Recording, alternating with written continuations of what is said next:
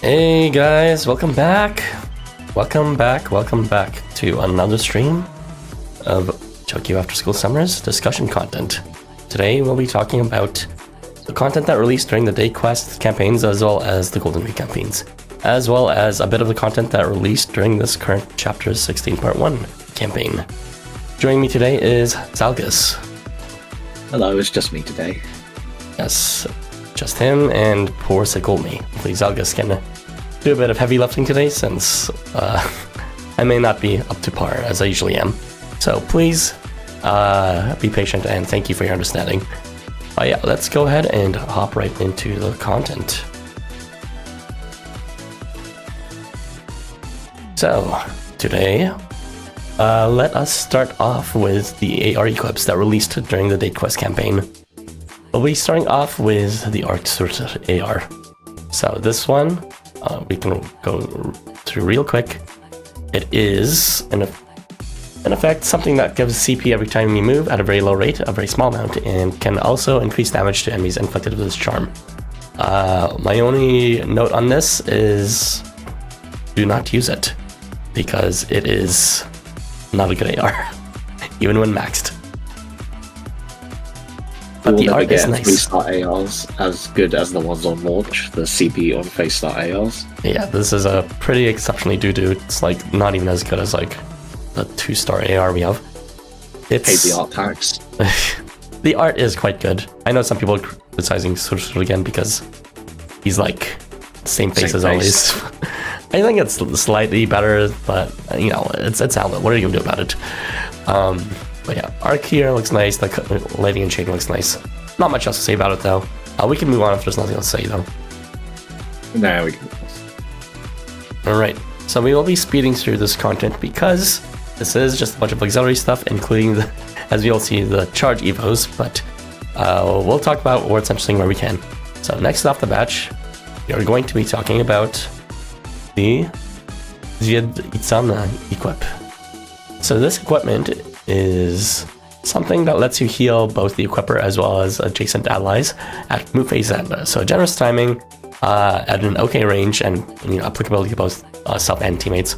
It's just suffering from the impact as well as the reliability. 30% at 150 HP is not great, and it also lets you resist confusion, which is kind of whatever. So you may want to use this for quests where you're facing missing mobs. If you know what I'm talking about, you see them in both the Chapter 14 Attack Blossom and HP Blossom farms.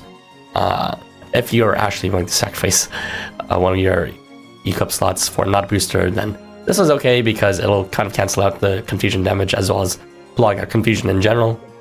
Other than that, there's not really any reason why you want to use this equip. And the healing's not too reliable, even maybe you'd want to use it if it's maxed, but you know it's still not super great. But yeah, that's all I have to say about this. What do you think, Zalgus? I think that they should stop making ARs with absolutely god-awful base rates, because it just makes it so that you never want to use them. And even if you did max out, it's 60% for a 300 HP heal. It's not. It's definitely another AR where you're getting it for the art. Also, immunities that start at 50% are also annoying. It's not my favorite, but I at least like the art a lot. Well, maybe not the art, but I like the characters featured in it. So I'm a bit biased for that. True. Let's see. Very nice turkey. Just realized my playback for the videos isn't actually randomized. It's going in order. Let me just... Oops. That's not the right one I want to change. Shuffle plates, please. There you go. Anywho, yeah, this is... I accidentally changed it back to that topic. Let's go to the next one. Yeah, the art's nice. It might be okay for tanking. But yeah, moving on. You don't really want to pull for this equip otherwise. Next off is the Ryota Chernobog AR. This one is an equip that lets you bestow arousal to allies whenever you attack. So just to those that are adjacent, as well as increased recovery to self on arrival. So this isn't too strong of an impact, but you can get more mileage out of this if you decide to equip it on units that can share and or cycle that very impactful, well, maybe not impactful, but at least unique, increased recovery effect. There's a few units that you may want to consider. You may want to cycle it with Itzamna, who can equip this, paired with Tongoro, who can pass it back. And you may also decide to bring Fafnir, who can cycle it and pass it to allies, or into Compass Zhangxi variant, who can keep it for himself. Other than that, you may also want to pair this up with units that are already designed to attack units and give CP as a result to sort of amplify the effect. The strongest example is probably Echo, since she does give a lot of reliable CP for every enemy she hits on board, alongside combo. Although you can also put it on something like Licht, who can give a bunch of CP for every enemy he hits to pair up with that arousal. But yeah, that's pretty much all I have to say about this Eclipse effects. I do think that art is kind of cursed, but it is featuring Chernobog, so, you know, par for course. What do you think, Zalgus? I think that I have no opinions on the effect, but Chernobog looks fine. Ryota looks severely off-model, and it bugs me. Yeah, I feel like Ryota is always off-model every coin flip, and he gets a feature AR, or even in fan art generally. It's not. He's okay in ones featuring Choji. Yeah, somehow. Anywho, if that's all we have to say about this, then I'll let you cover the second half of the Eclipse. I'll let you take it away, Ryota Griffin. Thank you, Zombie. Go ahead, Zalgus. Oh boy. Right, so our first AR is the Robin Asterius AR. The second one, actually. This was actually listed in the data with like Robin Asterius 2, which I thought was kind of funny. Anyway, so before being attacked, if HP is below 11%, so 10% or lower, apply Guts to Self at a base rate of 10%. So this is a huge meme. In theory, you could survive indefinitely if you kept successfully rolling the 10% each time you took that one hit at like 1 HP. And because this is an AR, I think it can't be skill locked. Is that right? ARs cannot be skill locked? Yeah, that's correct. Okay, so in theory, this AR would make you completely immortal if you roll 10% successfully each time, and also they didn't have something like Guts nullification or remove buff or whatever. But no one's actually going to roll for that. It's something that you might see in a silly clear video, and that's about it. The Dazzle resistance is whatever. It's an unconditional buff and has a niche use to negate Dazzle whenever it's relevant, but otherwise, yeah, not particularly interesting. As for the art, I don't really have that many opinions on it, except that Robinson's bullet looks a bit weird. I don't know why it looks like that. Okay, Zalgus. Well, thank you for covering everything, because it seems here in my notes, all I wrote down is do not use. It is, you're not really gonna need Dazzle resistance for only to self for the first 2 turns. And that Guts is, you will never really rely on it. Think of the content. Yeah, it's, I don't really know when you use something like that. If it was more reliable, maybe, but 10% only when you're like about to die anyways is like, no. At that point, you're gonna be the last hit, so it's just gonna... think you could be immortal.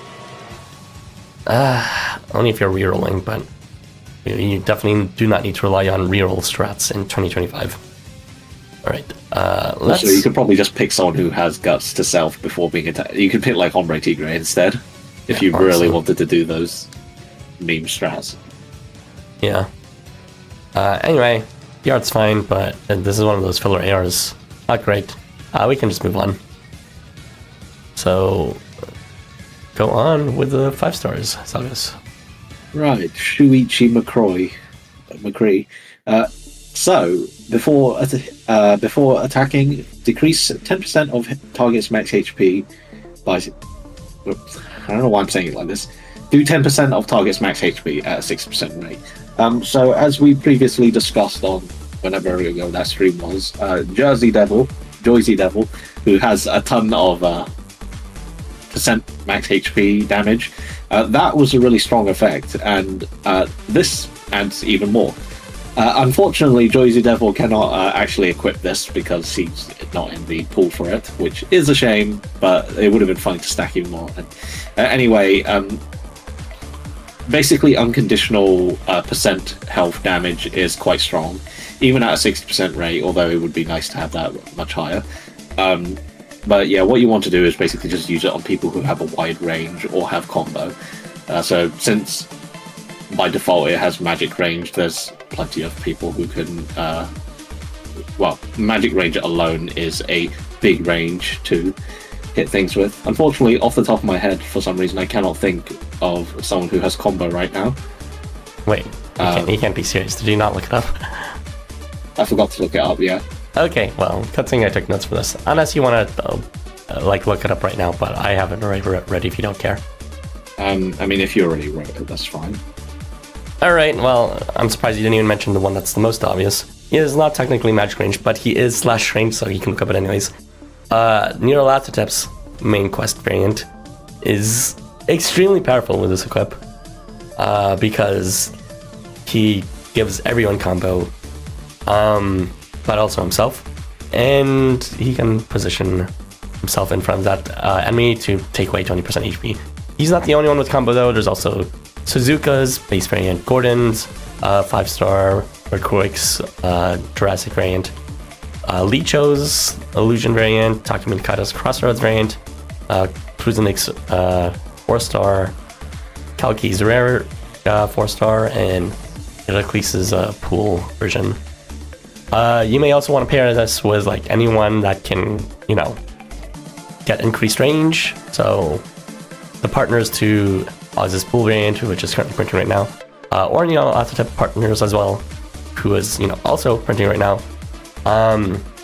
As Zalgus said, Sphinx.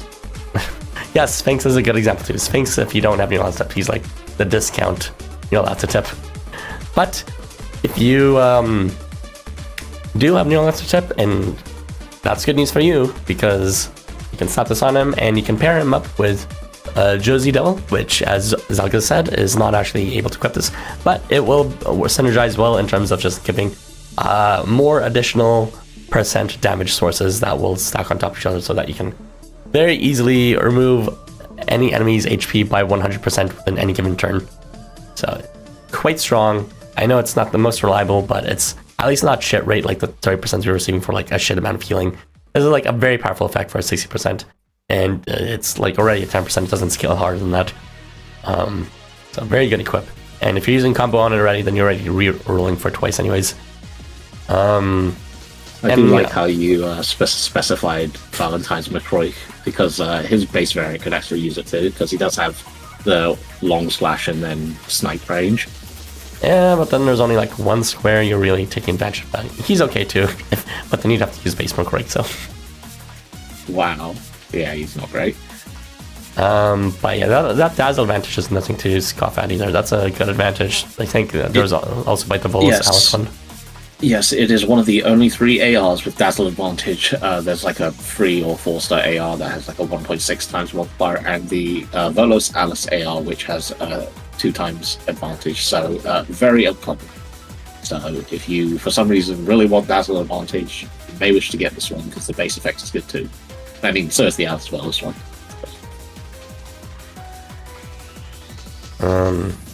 You have any examples of who can equip it right now?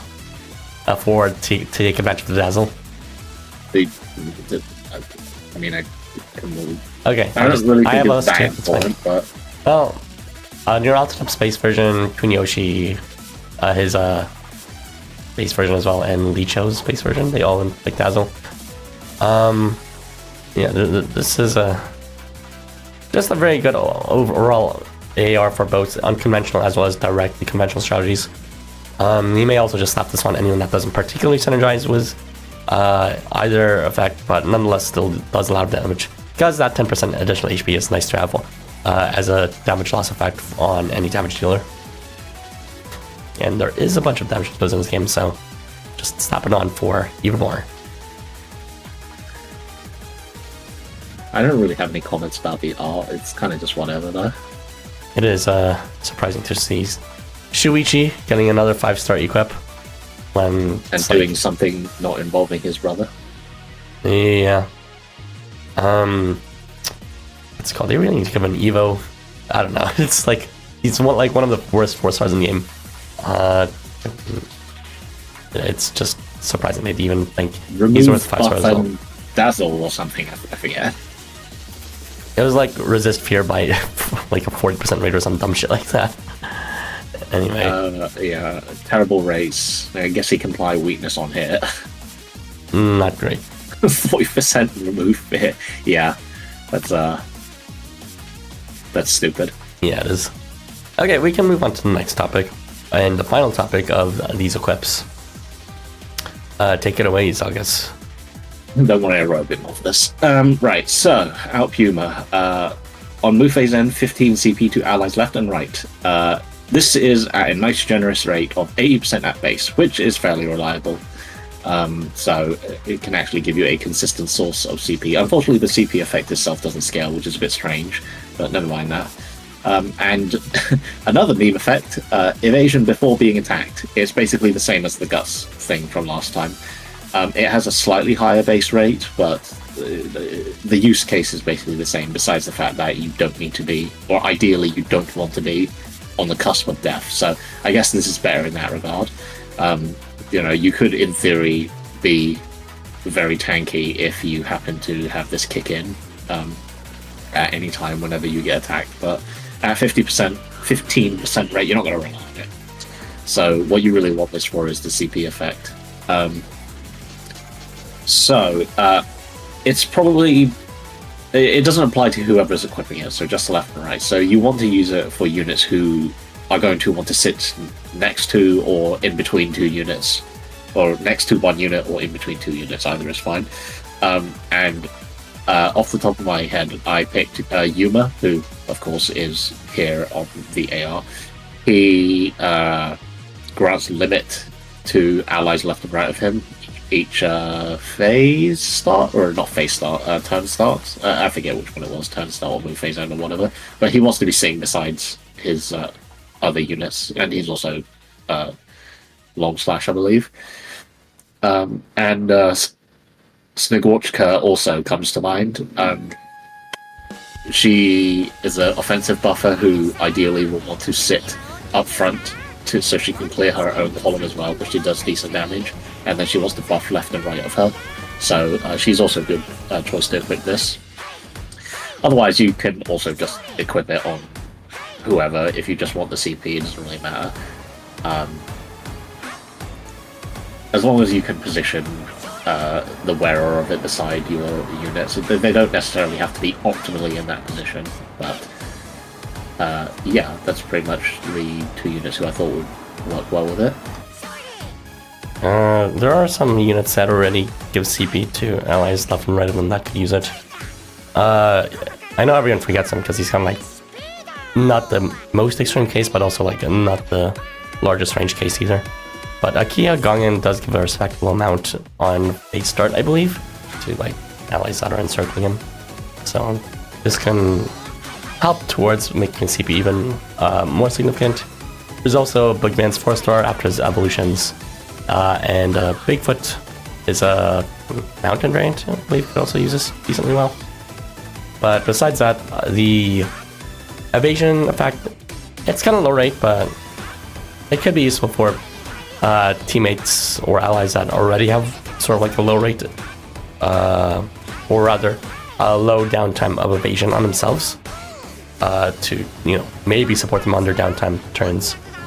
There's Tenlos, who doesn't have evasion every third turn, and then there's Azathoth, who doesn't have evasion whenever, I guess, he fails on a rare mode or when he's using his charge. They could certainly use evasion in those moments. But yeah, it is kind of also a good general purpose AR, just perhaps not as impactful as the previous 5-star one. Yeah. I mean, with both ARs, you could also, if you really wanted to mess about with their effects, you could have 2 copies in a team if you have it on support, but that would require setting up. But for that 10% HP damage AR. That could be funny if you set up a team with 2 of these and then you have like Jersey Devil. It is possible to do a bunch of silly things with that, but either way, yeah, this AR's fine, but it's not quite as interesting as the previous one, I'd say. Yeah. Okay. I think we're done talking about this one. Well, honestly, I have something to say about the art. I'll say that they keep on making Alp like sideways or something like that in his art. Like, I know he's supposed to be dancing or something, but it's not really being conveyed that well in any of his art. It's kind of funny. I guess it's supposed to be breakdancing, but it kind of looks like he's just being sucked into like that. Yeah. The natural pose for Alp, surely. Okay, I think we're done talking about the equips. Since I forgot to read out the chat last time, I'll do that this time, and then you can... Are you sure you don't want me to read it out? There's not too much comments right now, so you can read it next bunch. Hey Gazer, and yeah, I'm as you can see or hear oddly, I'm still not fully recovered. At the very least, I'm not having as severe coughing episodes, so hopefully I get better by next week for my playthrough of chapter 15. That'll be awkward if it wasn't better by then. Hello from the other side, Zavi. Good to see you. And Ryota Griffin is so true. Go Islands and AR, yeah, it's not that good an event. I don't know why it always gets equips. Dazzle Resistance, yeah, it's pointless. Hello, Kloskowate Memi. Didn't come from you. How unfortunate. What do you miss? You missed all the equips that were released during that day quest campaign. So not too much, honestly. I mean, the MacRoich Shuichi one was quite good, but you can always just review the playback for that.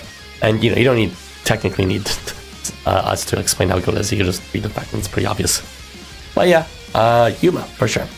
Let's move on to the next batch of topics. Oh boy, it's the new batch of mobs. Yummers. Not quite yet then. Yeah, this thing first, don't worry about it. So, the new gen mobs. As per most mobs, they're not that interesting to talk about, so I'll try to go through this quickly. They have some unique stuff, but it's not really going to be useful. The new gen mobs are released during the day quest campaign as a job quest reward. It does have the role of being an affinity dependent rate booster.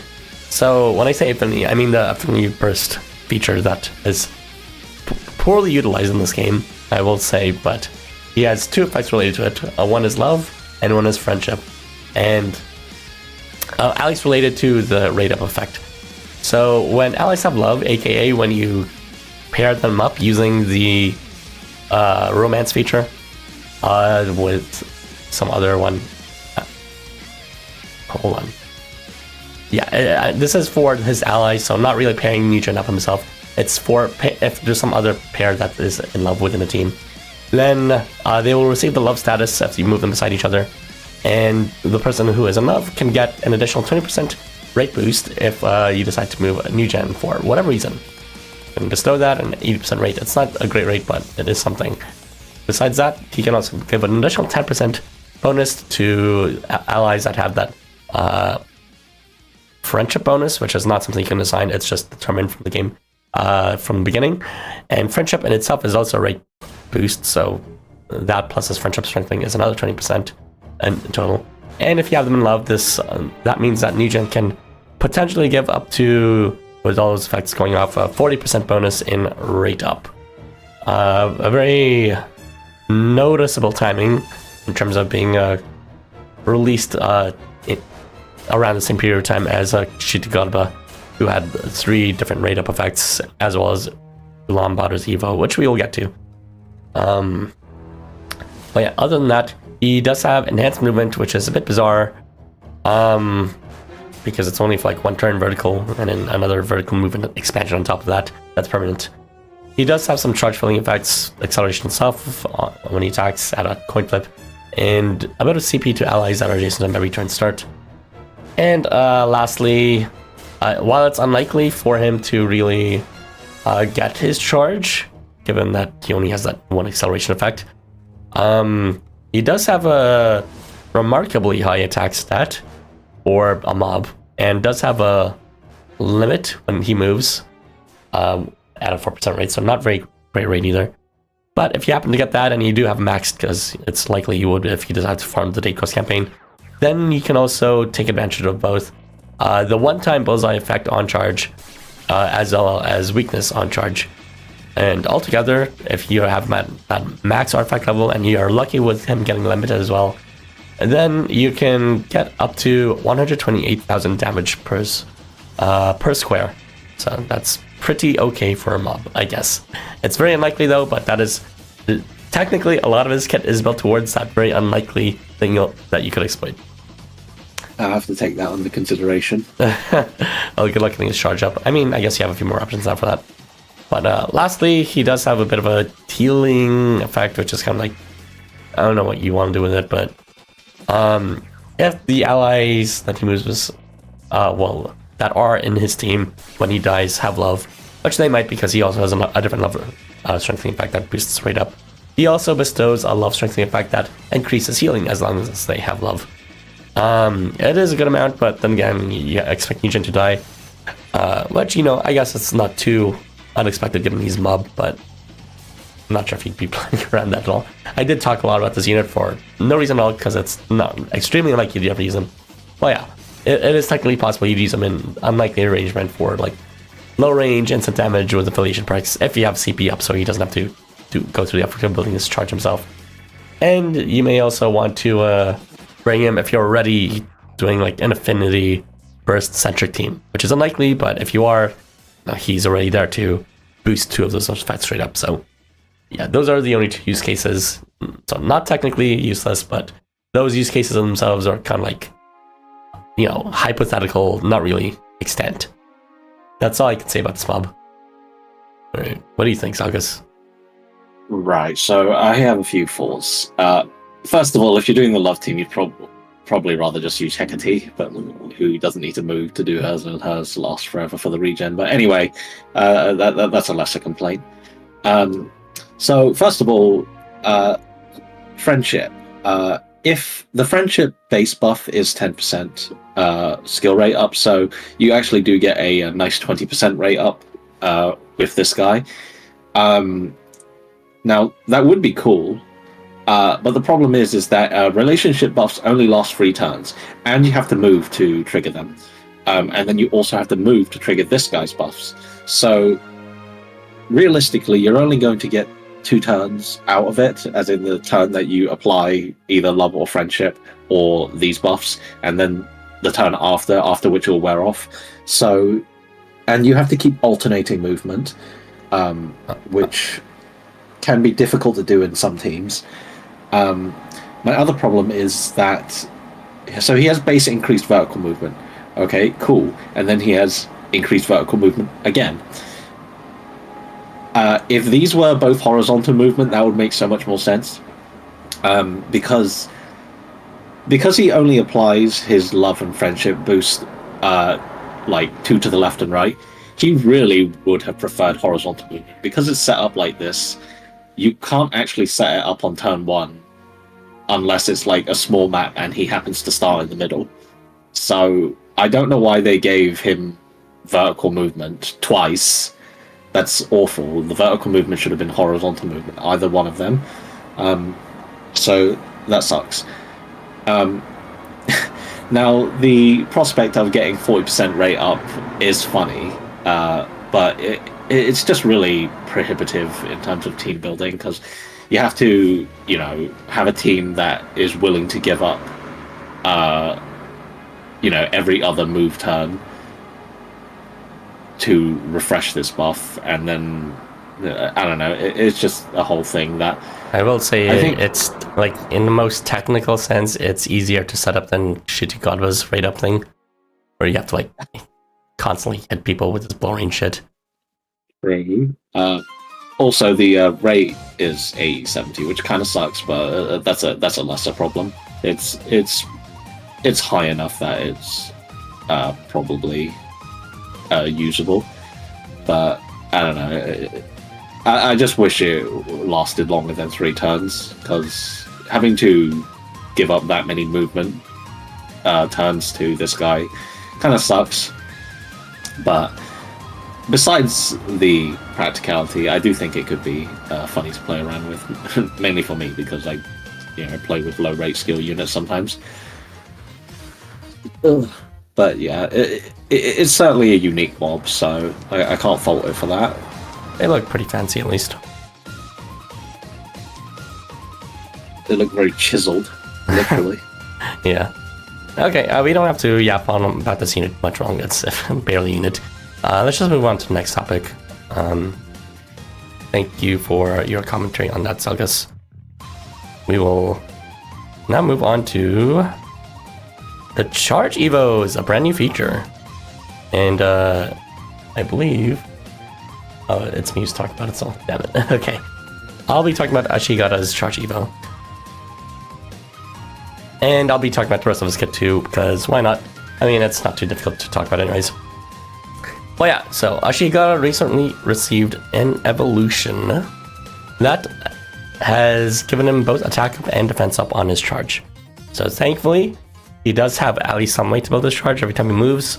What does the rest of his kit actually do? Well, his charge actually kind of implies what it does, because in his base kit, what he's doing is essentially defending, or increasing his defense, and increasing his offense, and stalling units in some ways, whether that's by inflicting break, which also increases damage output, or by pushing them away. He's constantly defending and pushing and attacking, kind of pretty good at skirmishes overall as a result. And this charge certainly helps towards that, which he can build up quickly because every time he moves, he also gets a good large chunk of CP to himself as well. It does seem like he does a lot at a good range. It's ultimately kind of just limited to a specific kind of skirmish where he can suppress low-range mobile enemies, because, in a lot of other quests, the enemies just have like infinite range or long range, and it really doesn't really matter if you can try to stall them, they can still reach you, and inflict a lot of debuffs on you to prevent you from moving and all that. So, despite him having a good mix of all these things, he's still, not really that great. Even with his charge, obviously it doesn't change anything. A lot of these charge evos aren't really going to change anything at all. You may want to improve the benefit from his stallings to units that benefit from them, such as healers or charge fillers, or units that have effects with turn specifications, such as Tendosa's wipe every 3 turns or something like that. But yeah, that's all you have to say about Ashigara. There is no thoughts. I don't know, the attack up and defense up, I really don't like what they've done by putting a bunch of scaling buffs and debuffs into the CS evolutions, because it's like, who's going to have these at a high enough level that it's actually desirable to have them? I mean, yes, I guess it's nice that, they're getting these buffs that they don't have already, but, you could have just gotten them from somewhere else and they would have been stronger. So, yeah, I don't know. Not particularly impressed by this one. Yeah, it's definitely vaguely antithetical to the more reliable and strong sort of kits they've been building over the past 3 years. It's kind of just like, literal Gen 1 sort of Evo. I don't know how I feel about it, but it seems like the rewards themselves are proportional to these charge Evo quests, where it only rewards like not even stones, but instead what's called guild certificates or something like that, and they're not even like, it doesn't even use stamina, so maybe it's by design that they're supposed to be like underwhelming, just like not even like buffs, more so just modifications to keep them not completely useful or useless from Gen 1 design. And they're okay for whales, I guess. Anyway, we can move on, since it doesn't seem like you have much to say about Ashigara specifically. Is that true? He deserves better. I don't know about that, but alright, let's move on. So we can now talk about Asterius next, which I'll be covering too.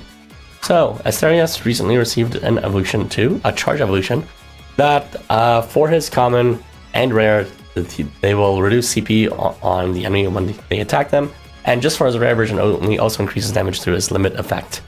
So he is an improved Revenger. Because of that, he functioned as a Revenger before he gets it, and then he gets his Berserk, and he builds his charge up. And when he does have his charge up, then just has a bunch of new effects, that skill lock and CP drain. Yeah, all that good stuff. And, the limit effect as well. Besides that, it also indirectly improves his minor tanking, because skill lock and that CP drain can technically synergize well with his tenacity and his move disabling to prevent people from approaching and the stall for heal and all that.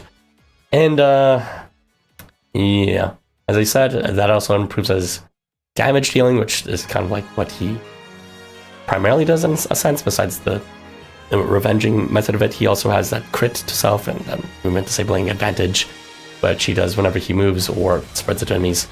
And he can pull enemies in to make sure he's always attacking people as long as they're like one column away. So, yeah, just like Ashigara, you'd probably want to use Asterius for skirmishes.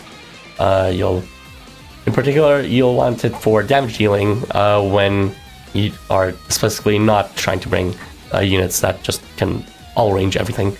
So the rest of your team will be low range too, which will be good because they can benefit from having Asterius pull them in. And yeah, you can moderate that incoming damage more with tanks and healers. That's all I have to say about Asterius, though.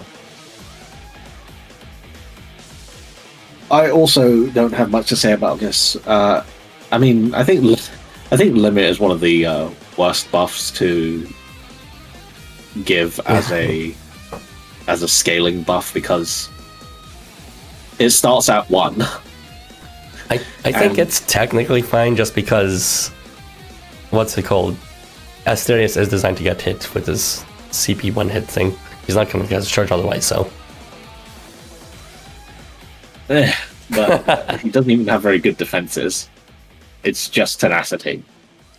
And skill lock and CP drain. Oh, wow. He already has skill lock. He can stall with fear. Ooh. Yeah, I don't know. Bad skill evo. Mediocre skill evo. That's how you'll say. Okay, fair enough. I did promise Zalgus before the stream began that we could just cover these just like as much as equips. They're really so minuscule that if I had covered them already, I probably wouldn't even make a separate like review of them. Unfortunately, pretty much everyone here I haven't covered before, so I'm gonna need to make a video for all of them anyways. Yeah, but yeah, we can move on to the next topic. It's going to be Maria.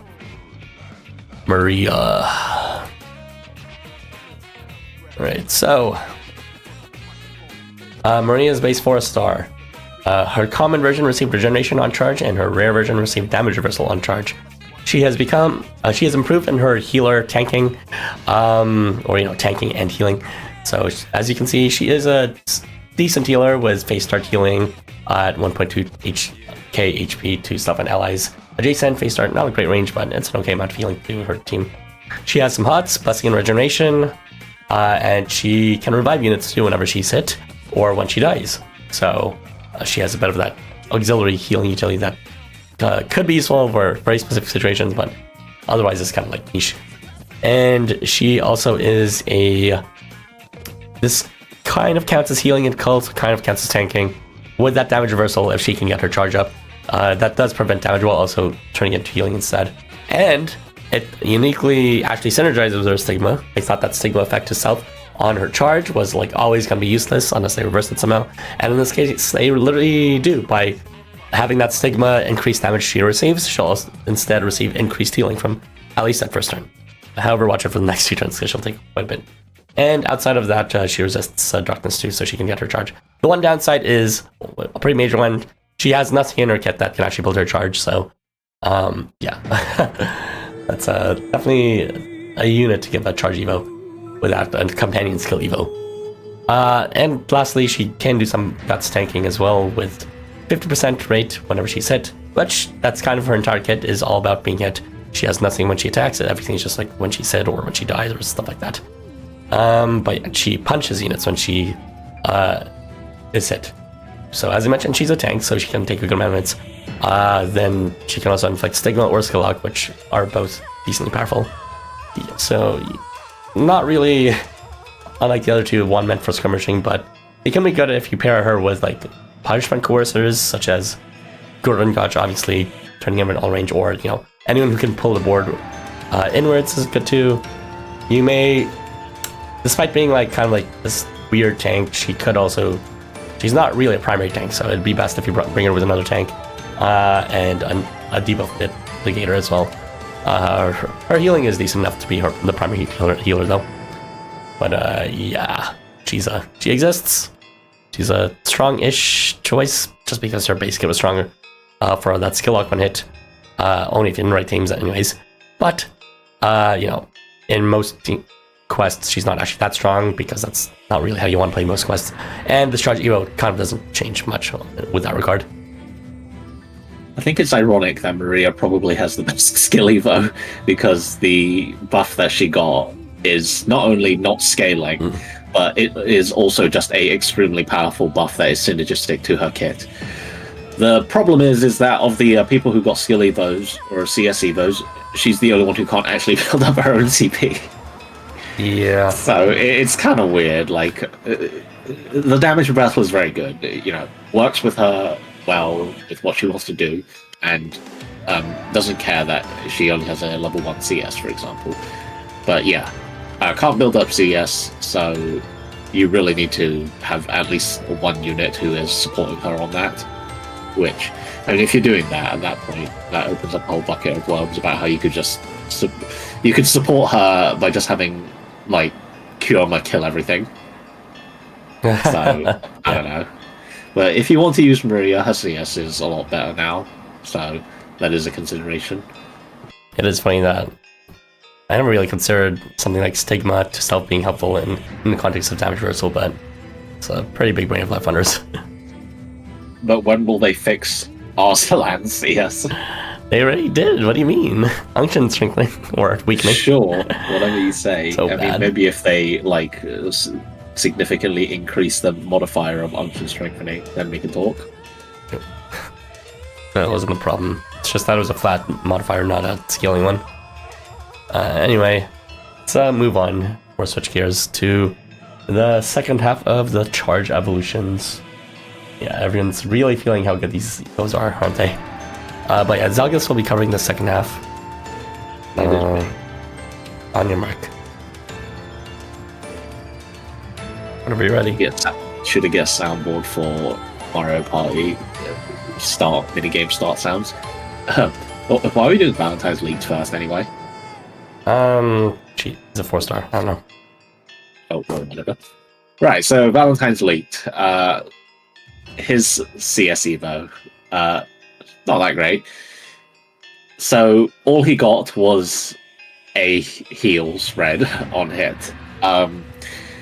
It's a big area. It's a 2-square diamond range. Or is that? Yeah, a 2-square diamond range at a base heal of 300. Valentine's League was never used for healing because he has none in his base kit. And his base kit is made more for dealing a large amount of damage through buffs and debuffs. And also, he can't even build up his CS very easily because his CP skill is a absolutely atrocious 40% rate. Because for some reason they gave him his 3-star CP skill instead of his 5-star. Even if he could build up his CS at a reasonable rate, it would be a 300 heal at most. And that's assuming he's hitting 5 enemies, which is not very common. Also, it's a bit weird because he's, a long-range unit, but I mean, he'll probably be at the front anyway to hit as many units as possible. But yes, it's very not useful. Healing is not what he was designed for, and it's a bad heal at that. So yeah, there is nothing to say here. Not even gonna deign to talk about the rest of his kit. Okay. Well, I mean, do you want me to? I mean, his base kit is fine. It was pretty good for its time. When he got recent Evo, he was arguably kind of ridiculously strong for a 4-star. But then they kind of just suddenly democratized everything in the lead up to the next 6 months or a year or two, and made everyone super strong. Board-wide amps on 4-stars becoming more common. So it's I don't know. Leaked's good. It's just anyone that was released after his Evo was also really good in that same fashion or even more. So, let's be real. This is just a kind of like a generous way of talking about him. The charge Evo itself doesn't do anything, but he's always come pretty decent because of his conditional board wide amp and his strong personal damage and his weird cuckoo way of taking advantage of buff reversal. And yeah, it's I mean, by applying buff reversal alone, it's really good. But buff reversal, fucking no, buff reversal is a powerful debuff. So the fact that he could apply it, which around the time that he got this, I'm pretty sure buff reversal was still super, super rare, and like Bale was like one of the only people, if not the only person who could apply it. I mean, he had his buff reversal Evo for a while. The more recent one he got was the Evo 1. But yeah. Oh. Well, yeah, he can now self-sufficiently do that, and his damage is actually, or his concentration is guaranteeable and all that good stuff. But yeah, CS Evo bad, his base kit is still fine. Which is more than I can say for some other stuff, but never mind. Right. Alright, I'll just run a few comments on when you can use them. Maybe pair up with Gurangach or Hote so that you can instantly activate that Stigma. Unfortunately, Minyaki's status thing, which increases Stigma damage, got fixed so that it no longer counts as a buff. It is now debuff, so it will not synergize and activate Licht's thing at the same time. Very sad. But other than that, because, you know, that sort of like cheesy board-wide utility is kind of reduced in effect from Licht now because of how much it's been democratized lately. I guess he's only going to be particularly exceptionally good for like mixed offense facilitating skirmishing. As he does have like a lot of skirmish utility in terms of being low range with his effects and giving both like CP and damage and like making it so that the ally ahead of him can do a lot of damage within their own column too. So in a sense, you know, a lot of damage one at a time within board, or, you know, at least partial column at a time within board. Other than that, yeah, the whole board-wide strength he had before kind of fell off due to, you know, how much more common units like Apollo or Yule or Yig became. We can move on though, if that's it. Yeah. All right. We can move on to the slightly better Evo. Indeed. All right. You may talk about Licht. Go ahead, on your mark. So, the base version of Licht. So both of his rarities, both his 3-star and 5-star rarity, his CS now inflicts possession. So possession as one of the added effects is fine. It's just an extra disable that's still pretty uncommon, and it doesn't care about scaling. As long as you can inflict it, it's full power no matter what. So that's fine. It's nice that his 3-star has it and gives him some extra disabling utility. That's mainly for me. And I guess his 5-star has a spread instead, so he could possess a lot of units. I guess it's also kind of lore relevant, since Licht can kind of, you know, manipulate, or, you know, with his CS take their weapons and use it against them, blah blah blah. Yeah. Now, the other effect that his Evo got on his 5-star only is weakness. And like I was complaining earlier, I don't much like scaling effects for these CS Evos, because what's the chances that you're really going to have a Licht with, like, you know, SA 81 or 100 so that it's actually good? I mean, I guess if you had it at that level, it's fine, but you'd still probably rather just use someone who actually has reliable application of weakness rather than having to wait for Licht's CS.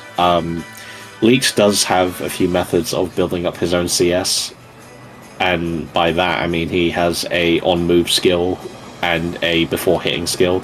This is the one I was saying that is the 5-star version. It's, rather than 40% rate, it's a 70% rate. So it's better, but it's still not that good. It's not guaranteeable. And even if you wanted to build up Licht CS self-sufficiently, you'd have to move him, and the move slot is not worth wasting on Licht, who only gives himself CP when he moves. That'd be like a massive waste of it. You'd rather just like you'd be better off like getting Lianan and moving her behind Licht, because she would give him more CP and also give him buffs, which not that he needs it, but or not that he makes use of it, but yeah, I don't know. Anyway, okay, if you're like just trying to build up towards their charge. If they already have their charge, then I guess you could move Licht instead. I guess. But yeah, it's not particularly impressive Evo-wise. The possession actually spreads on his 5-star, by the way. Pardon? The possession actually spreads on his 5-star, by the way. Oh, yeah. I did say that, didn't I? Oh, did you? Sorry.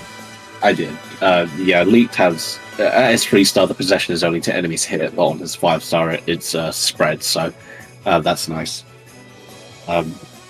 Again, the possession's fine. It's just a disable that you probably won't have in your team because it's still pretty rare as far as I recall. I don't know if you want me to try and talk about his base kit, because I didn't exactly write about that. Yeah, I'll just go through it quickly. So he has improved mid-uptime disruption due to his additional effect on his charge. But as per all his versions, to be honest, he's a backlining stoker. And what I mean by that is he provides both damage amp and charge fill.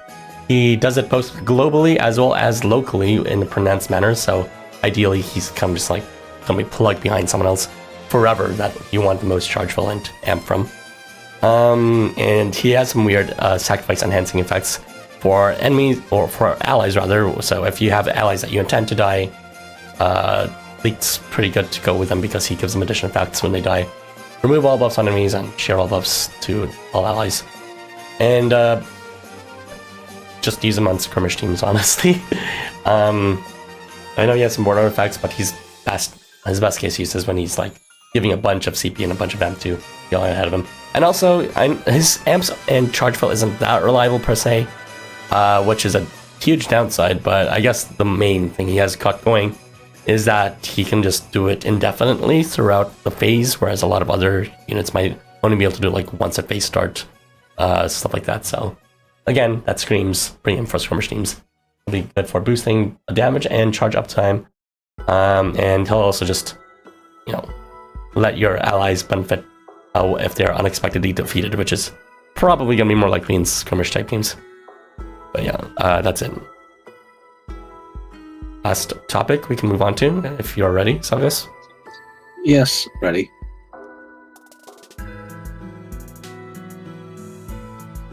Okay, on your mark.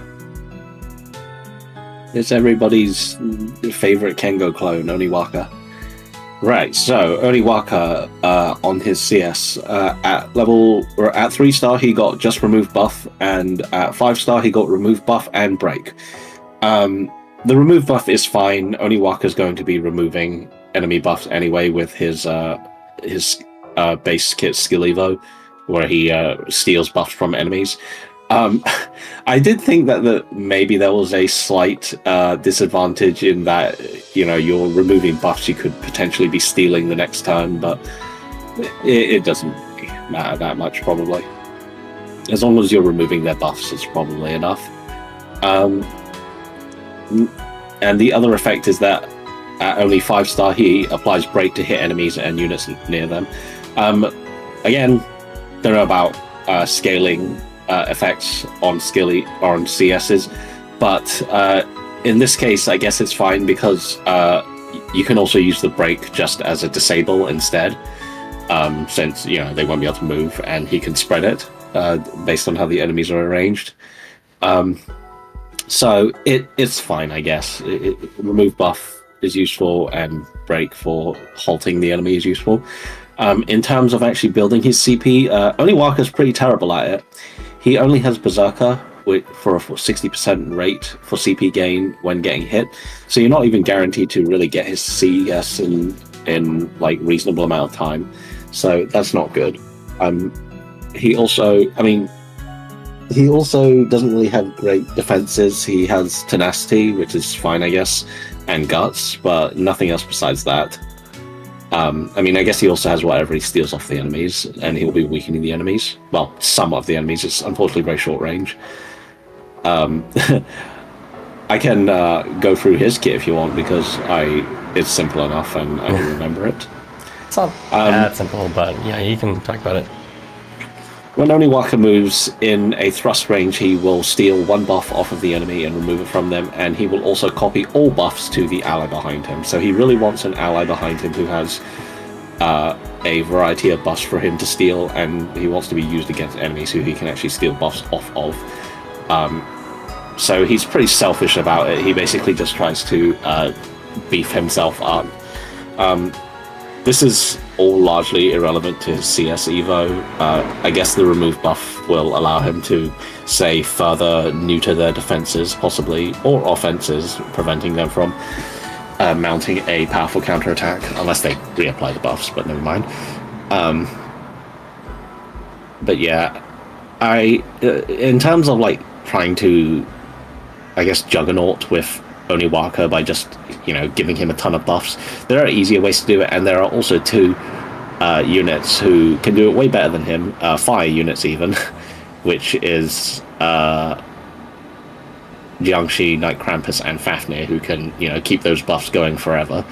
But I guess Oniwaka has the unique case that he copies all of the buffs off of someone, which Krampus doesn't do.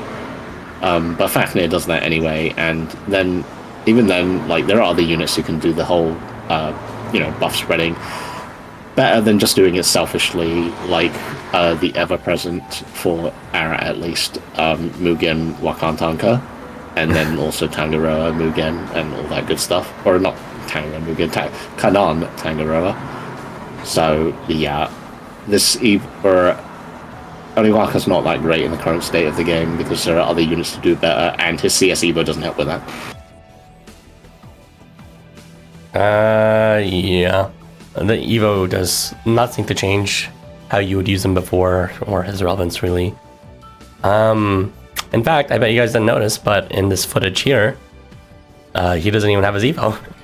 And that's not really something that I, would have done normally, but I sent, rather than, Zalgus confirmed this for me, but charge Evos aren't working on support. It just straight up uses a default charge skill. If you look at it carefully, the text, the description of it's the same, the effects don't apply. It essentially just ignores the charge evolutions that were taken if you're bringing someone from support that has a charge evolution. And I've already made a report to Life Runners about this, and then I already received a reply from them. They're like, well, it sounds like a you issue. Maybe you should reset your system. So, yeah, I don't know how seriously they're taking that report. But yeah, charge evos are not really fully functioning properly right now, unfortunately. But even if it were, Oniwaka's not that great for most purposes. I do think that evasion's quite nice, though, in terms of being guaranteed out of the box. He does have some unique synergy with Tita as a result, where he can just infinitely, well, near infinitely anyways, pass back evasion to each other, even though he's not copying it from Tita because of the skill order. Tita already has the natural skill passing buffs back, including the evasion he gives at a guaranteed rate. As for... Sorry, go on. I don't know how that would be a personal issue with the CS Evo not working on support. It's a server-side thing, isn't it? Because they're sending you the information that this is the unit that you're going to use. So... I don't know how. I mean, that's obviously just like a cop-out, generic answer, probably. But I can confirm, because I tested it myself as well, because I happen to have 2 copies of Oniwaka, that CS Evos are not working, or at least Oniwaka's isn't working. I'm going to assume the others aren't working for the same reason, because there's no reason for Oniwaka to be the only one that is messed up on support. Yeah, but anyways, you'll get this footage too on the video when I do a proper evaluation on him. I know it's not representative, but it's representative of Life Runners being sloppy with charge evos in general, and also not giving a shit. So you'll take what you can. It doesn't really change how he plays anyways.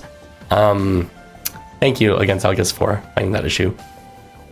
But yeah, he's you can try to do some buff shuffling with him. You'll actually need someone else who can copy buffs too, because if you have like Tita, then you're not actually going to be able to shuffle buffs indefinitely.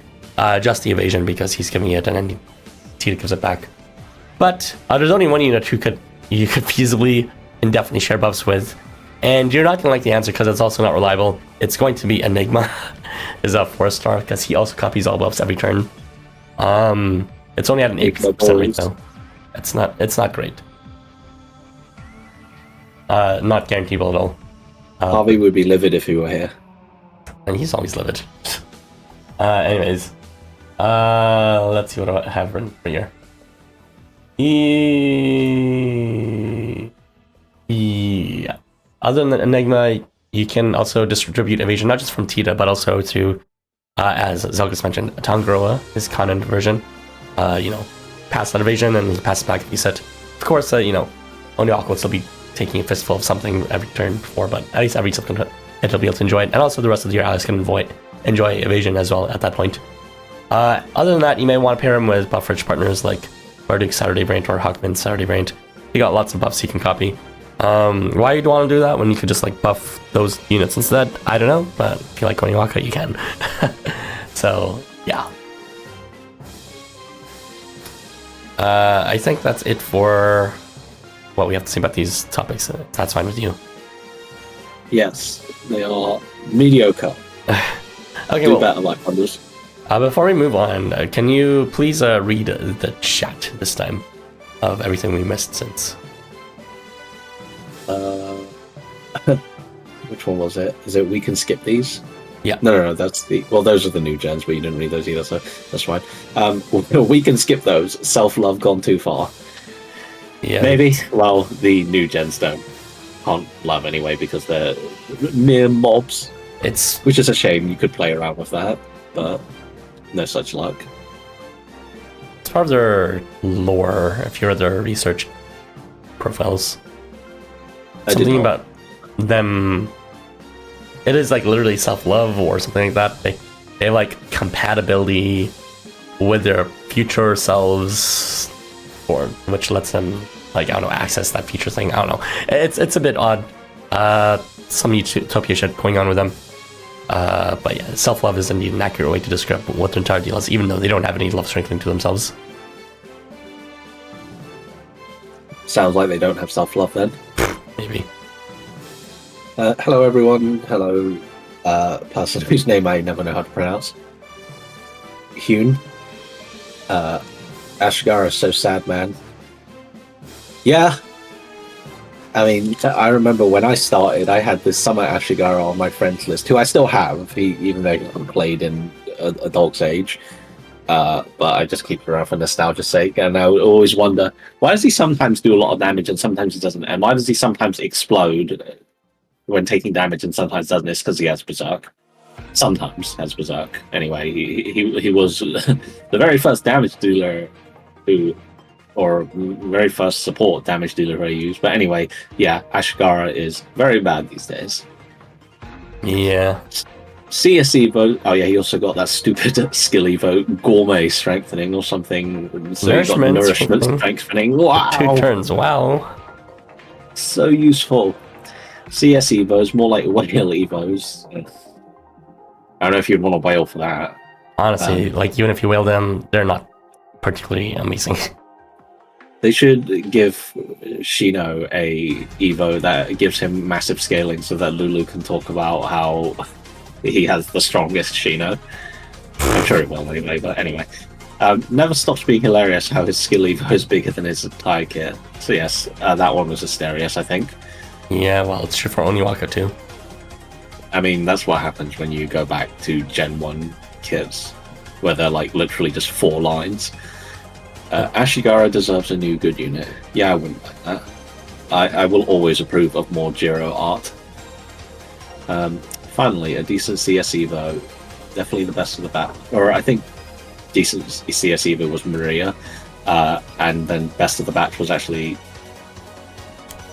Licht, which I thought was weird because I thought Maria's was better, actually, in spite of her difficulty in accessing it. It's like, it's just to herself anyways. It's not really that accessible. Yeah, but I it mean, I makes guess it so it's that she relatively can- speaking, it is the best Evo, relatively speaking, but that doesn't make her particularly great. It's just like one facet that's the best compared to that same facet across other people. It makes it so that she can continue spreading her stigma and skill lock to everyone, which basically kind of just completely shuts enemies down. Besides their base damage. Licht needed another skill evo far more. I mean, you can apply that to all of these units. Except like Maria, I guess, who her skill evo is just still very powerful for what you want her to do. But yeah. Clearly not enough charge building here. There's not enough charge building in pretty much any of these units. Like, they gave CS evos to units who don't rely on their CSs. Like, what? And then they gave them... Yeah, I've described this before, but they're essentially just like... This isn't real content. It's more like a Hello Fake World buffs. test patch, you know? It's like, it's fine. It's like, yeah, they're functional, but they're not worth celebrating. You know, it's just like, they certainly exist now. We did it. Well, maybe they should have done it on... Well, I was going to say, no matter who you do it on, someone's going to be upset that their unit got, like, the Gen 1 buff, because no one likes getting Gen 1 buffs most of the time, because most of the time they'll cock it up and then, following buffs are on a whole different power level. Like, skill evos fall into that bracket too. Like, most of the plus skill... Like, Oniwaka's the Forsaken Plus, like, wow, they increased Berserk to Berserk Plus, which is good, mind you. And I think they also increased the raise. Like, is that really the buff you're getting? It's not like great. Anyway, yeah, CS Evo's bad. The most buffed unit in the game, still just situational. Who, Oniwaka? Yeah, I guess. I don't know if I'd even call him situational, because in that situation, I think I'd rather use Fafnir. You still haven't used Fafnir for anything yet. Oh, yeah, speaking of Fafnir, it's very sad that his the new gen buff is irremovable, because I could have used it to do a 3-star meme involving... I've been looking for a unit who can apply Prayer at 3-star for a while now, because that allows Fafnir 3-star to buff cycle, like, reliably. But they won't give me it! Not even Shitty Garbage has Prayer at 3-star. It's clearly something they're consciously avoiding at this point. Kind of makes sense, though. Rude. Considering they've been making all 3-star kits have garbage rates in the first place. Like fucking... Probably just, like, downgrade it into fucking glint. Yeah, honestly. Anyway, we can finally move on to the main meat of this discussion that actually has interesting topics to talk about. Starting with a not so interesting topic, but we will escalate in interest as we proceed, as they say in the Deltarune fandom. So, we will first be talking about Hecate. Zalgus, you're up still. Go ahead. Why'd you put Hecate first anyway? Didn't the other set of buffs come out first? The charge evos came out last across all these. You're not asking about that? No. I mean, why did you put Hecate first here instead of Shuten? Or did Shuten come after Hecate? But you do realize that charge evos came out well after all of these, right? What I'm saying is I've curated the order. It's not just based on release order. I guess. Yes. Well, whatever. Anyway, so our resident debuff buffer Hecate got an Evo that, honestly, it looks like it could have been in her base kit. Take that as you will. So, firstly, turn start glint at a 90% rate, which patches up a lot of her 90% rates, besides the glint itself, annoyingly. With skill seeding, the entirety of Hecate's kit is guaranteed, except protection before being hit, which is at a 90%. Consistency is nice, so this is cool. You can basically make the entirety of Hecate's kit consistent. After moving, Hecate and her ally in front will gain nourishment, a small damage buff and a heal to offset the burn and fatal poison and poison that she inflicts, so they only end up taking 100 damage in total with the blessing. It's not much, but it's nice to have. The more important part of this Evo is Phase start, remove all debuffs from allies adjacent. This allows Hecate to clear all of her debuffs from her main target for debuffing, so she can reapply all of them again, and to trigger her crit plus post debuff skill. So this Evo lets Hecate be more useful in content where you're like clearing phases quickly before buff and poison have time to fall off, and those debuffs all last 5 turns, so it would take forever for that to happen. So this lets Hecate be a lot faster on the cycling. In theory, you could have, you know, some other unit removing debuffs to allow you to cycle with those debuffs, but this allows Hecate to just do it herself, so it frees up that in terms of team building. And like I said, the effect wouldn't look out of place in her base kit. Is that synergistic? But it's a nice Evo nonetheless. The problem I have with this is that the Evo itself doesn't really elevate Hecate anywhere, though. Her power level is roughly the same, besides the small boost in nourishment, but the big change is that her ease of use is much higher. It can also benefit units who have after debuff triggers and want to trigger them multiple times. Unfortunately, I had a hard time remembering which units actually have pertinent debuff triggers, but Tanjiro Mugen is the one that I would always think of first, because he has that whole debuff reversal thing. It lets Hecate give him a debuff refresh also on his own personal debuffs, if he wants to reapply the durations. And say if he has like one of his debuffs is like Dazzle or whatever, you know, or Obstruct, like lasting into the next turn, Hecate can just clear those out so he can reapply them. If you're going to do that, Hecate needs to be positioned before Tanjiro, or else she'll just cleanse his newly applied debuffs. Anyway, it's an okay Evo. It doesn't really change much about how Hecate plays, but it might open up team building to make it, or I wouldn't say it opens up that many options for her, but it can open up some, which is nice. But honestly, the main problem is that we know there are so much more, or there's so much better that they could do for skill evos. Like, you know, if we wanted to go for the cream of the crop, it's Halloween Azathoth, but you know, we can't all be that guy.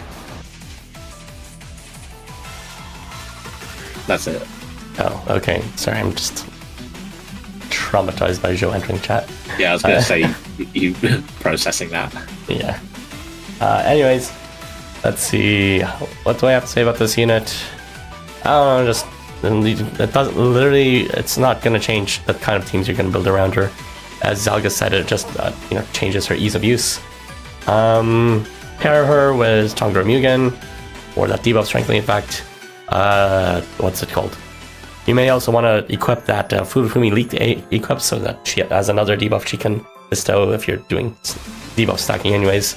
There are a few other units that can benefit from debuff stackable effects, from debuff stacking to have like linearly stacking effects, such as those that can charge roll, such as Eagle Ulaanbaatar gives like a massive 30 CP per debuff he receives, I believe.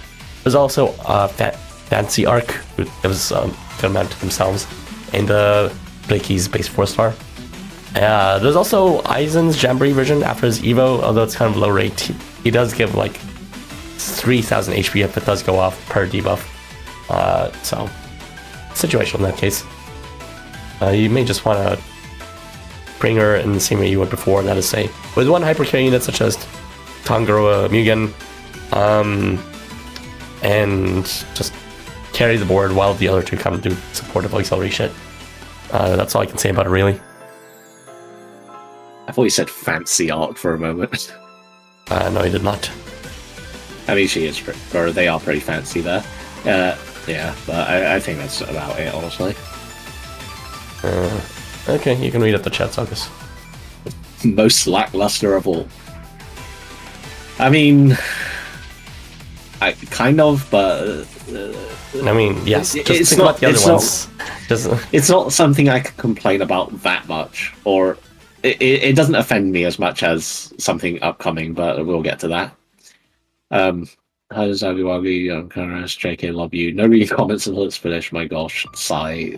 I appreciate the consistency buff to her.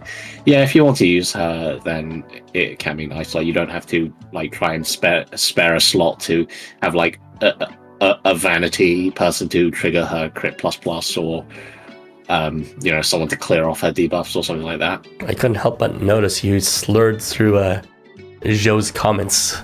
Is there a problem, Zalgy Walgy? Yeah, definitely calls me that. I recall like someone, I forget if it was him or whatever, who says I always called him that, and then Harmon was like, no, you didn't.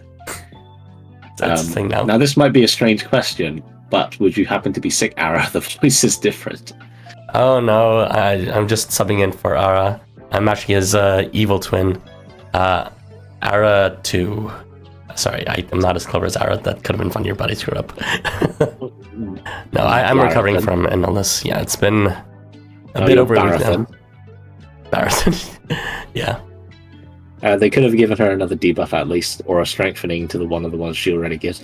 Yeah, something that, like I said, actually gives her an increase in her power level somehow. But, I mean, I guess you'll just have to be happy with nourishment. I mean, I guess that is technically a damage buff. It takes the 5 times from crit plus to, or no, it's 6 times, isn't it? Yeah. It takes it to a 9 times multiplier, which is, fine. I mean, it's more in line with modern day local amps now. I mean, when the peak is like Shuten. It's funny you say that. We'll get there, but yeah. All right. Thank you for covering that, chat. You want to read that last one while I switch over to the next stuff? His evil twin, Zara. Well, that would actually be pronounced Zara. Here's to a fast recovery. I think I had to think of a nickname quick for me, Sulky. Shouting Blueberry. Thank you for covering that. All right, we'll be talking about the most impressive Evo this batch, Shuten. Oh wait, wrong Shuten. All right, we're going to be talking about Shuten's Gendarme variant. So, he also received an evolution, vaguely inexplicably. I mean, he was featured during the date quest, but this variant was not actually printing during that time. So, as per this evolution existing, he applies confusion to everyone who witnesses his kit, as well as to all enemies on board every phase start. In addition to that, he now applies buff reversal to all enemies too at a 90% rate, so guaranteeable, quite nice. And can remove debuffs from himself every turn start at an 80% rate. He also now has advantage to confusion and buff reversal. So, what he is now is a lot stronger focus as a unit, no longer just this kind of wish-washy, does everything kind of mid unit. He is an improved early in phase large area tank. He has some damage mitigation abilities, which range from adamantine to buff reversal to protection and tenacity on that first turn. He has some. As for the mitigation potential, it's pretty impressive. It can be reduced down to just 5% with buff reversal and protection tenacity.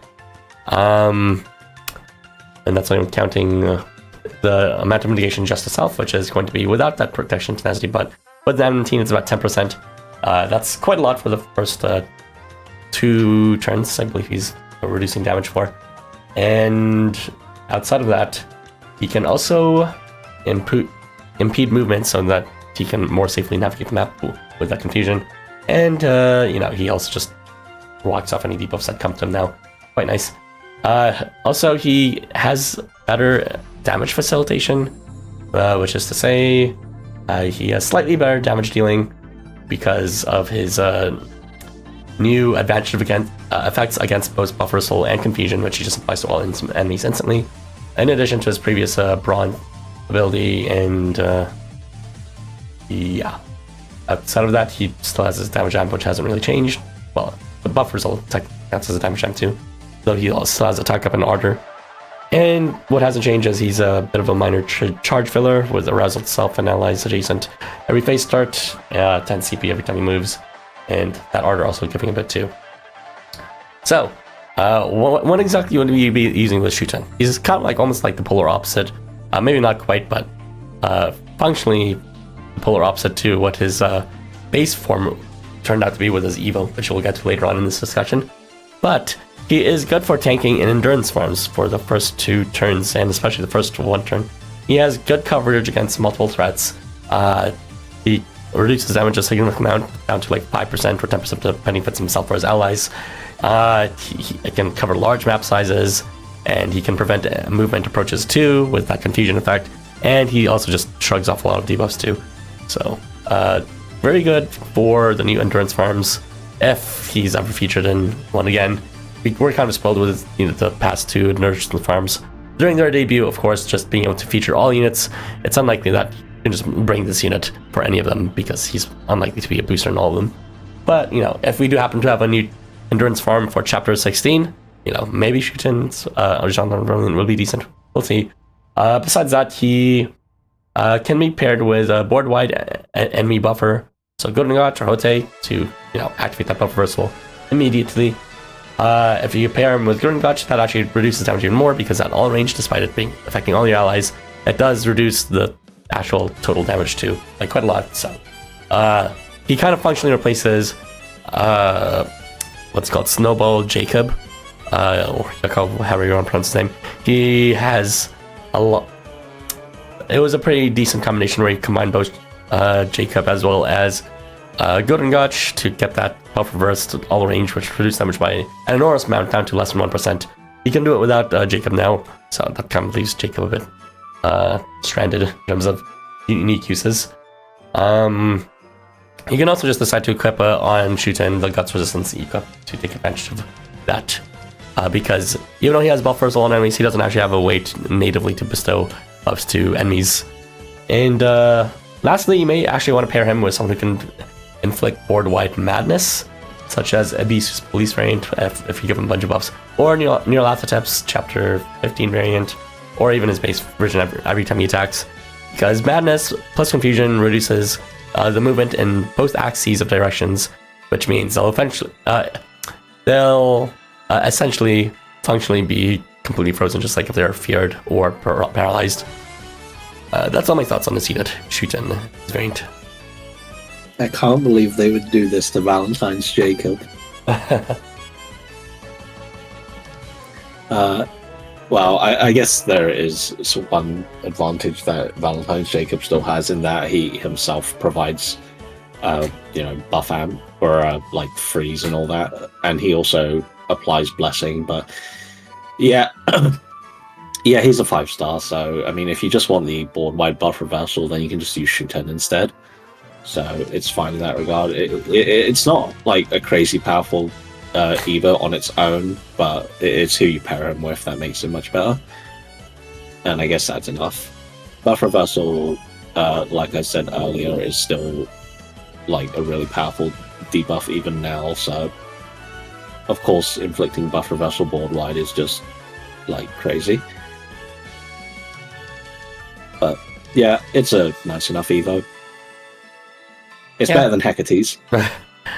Honestly, they were right by saying Hecate's was probably the most unrolling, or whatever it was, out of everyone's. But yeah, despite him not exactly being the strongest Evo, honestly, this is a pretty strong Evo. It's just kind of overshadowed by a lot of the other Evos in this batch, because despite Hecate being in this batch, just this one, Shuten's Ulaanbaatar's, this is probably one of the best Evo batches we received overall, which we can talk about more later on. But yeah, board-wide buff reversal is nothing to scoff at. He just has a lot of general purpose as a result. Slap it on a team and he'll be good for both defense and offense. And good for synergies too. But yeah, if that's all for this unit, we can move on. Oh. Yeah. Alright, I'll just read the few comments. Gotta go to the party. Well, you're already gone, but later is.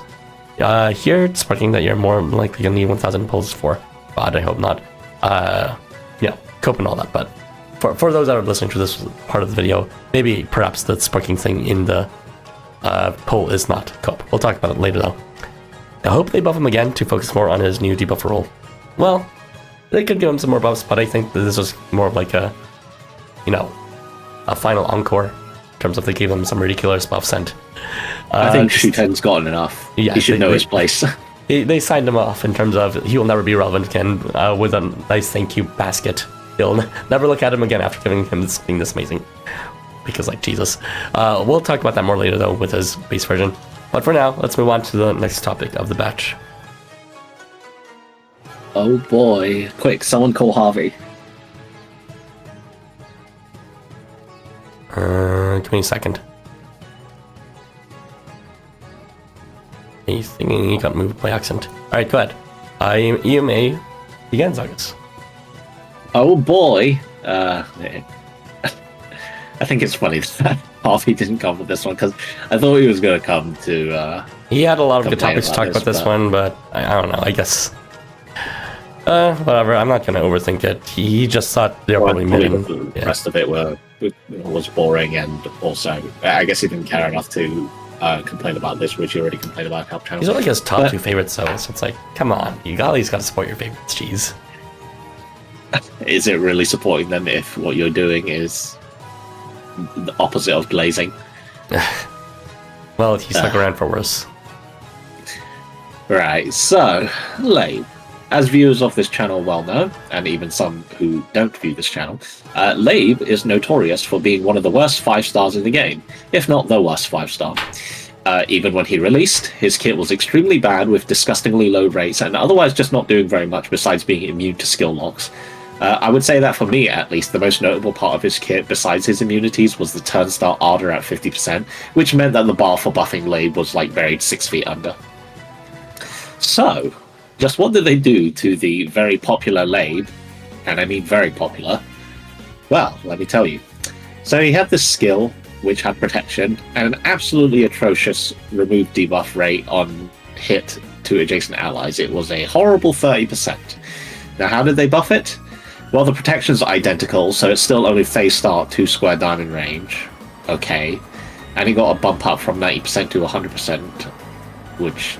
sure, that was mostly irrelevant anyway because he got a rate up later.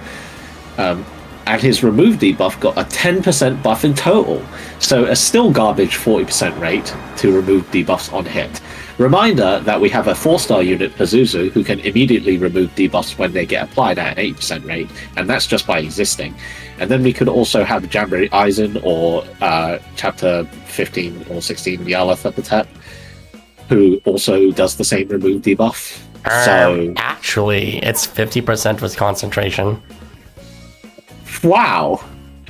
Yeah, it's still terrible. It's not even close to being guaranteed. So that buff is awful. It does nothing to fix how bad the ability was before. On move phase end, Leib applies concentration to self and allies in slash range at 90% rate.